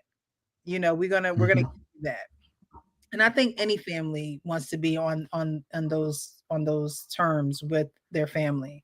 But with adoption, it's just a little bit different, because you're dealing with a lot of variables that you didn't necessarily start with. You don't know these birth family. You don't know the characteristics and the behavior that's coming with that child. You may have written analysis and observations on the child, but until you live the experience with the child, you don't know nothing. You don't know nothing. It's just like them quarterbacks that watch all that tape, but then when they go out on that field and they have to put in that work, it's a different story. A different story. I told you, we watched Coach Carter. We was pumped. Like, dang, how did you beat that bad? And we were so inspired. Well, that is all I have for tonight. I hope those who are watching were able to gain a thing or two. Definitely share the video. It's not too late. It won't even be too late when we end the video. You can share this at any time. It will be posted. If you missed the live video, you can also be part of the replay crew. Okay, let me know in the comments if you're watching this on the replay. All right. Any closing words, Leon, before we get up out of here? No, I enjoyed the conversation as usual. We got exclusive next week. Yes. My sister will be joining us to have a conversation. I'm looking forward to this. Look, I'm happy. I'm the host, and I'm like. So if you want to see a real conversation with two siblings, come back for the next week. Come on back. Bring your popcorn. Okay. I would just look, you gonna be the host next week. I may have a question here or there, but I'm just gonna be a fly on the wall, because this is a real life experience for you. You are going through this real time, and those who are watching and those who get the opportunity to see us do what we do and actually witness this, it's a blessing. I had my biological brother come on the show when before I took a break from social media. He came on the men's panel, and he talked about how he didn't really have a strong relationship with our biological father. Mm-hmm. I had to turn the camera off and drop a couple tears, okay? Because certain things, you don't see them happening until they happen. Like, you just, and then other people are experiencing it real time with you. It's like, oh my gosh, like, this is amazing. And we're going to be taking it moment by moment. We're not going to expect too much in the future. We're not going to expect, these timely responses. We're going to take it as God gives it. And this is a process, man. Like we were talking before coming on to on live, how you reach out to people and they see your messages and they don't respond. And I always say everything that has ever happened within my adoption happened in God's time, and it did not happen when I wanted it to. Because if it happened when I wanted it to, I probably wouldn't have been prepared for it. You know what I mean? I wouldn't have been. So I think that everything that you have gone through, and your sister as well, is going to prepare you guys for this conversation for next week. So I'm here. I'm here for it too, girl. Like we just look, we just here for the ride. We here for the ride. Okay?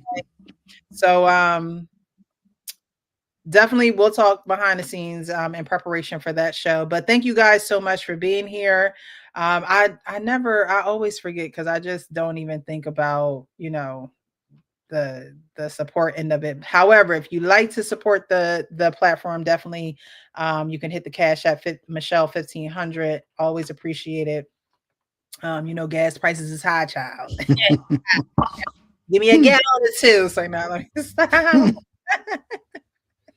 If you find it in your heart to support the platform. But, you know, I really do this from the kindness of my heart. I have no problem coming on here and having these conversations, because I wish I would have been a part of a community like this when I needed it, you know, when I didn't know where to turn, or, you know, before I'm like, okay, like, is it therapy? All right, let's go to therapy then, you know. I really wish that, you know, so this was a community that I could have been a part of sooner. But, you know, sometimes they say we make, and we are the people that we wish that we had when we were younger. And I'm here for it. I'm here for it. So you guys definitely join us next week at 9 p.m. Eastern. But before then, definitely join us tomorrow if you'd like to see Men's Forum, where we have real life topics, conversations. We don't want to point the fingers, but we do want to point out behaviors and how we can change them and kind of redirect the ship and going in the right direction. But I appreciate you guys. Leon, I appreciate you. You don't have to, but you do. And I do appreciate you. So thank you. We're going to get up out of here. You guys have a great evening. Happy Wednesday. Take care, guys.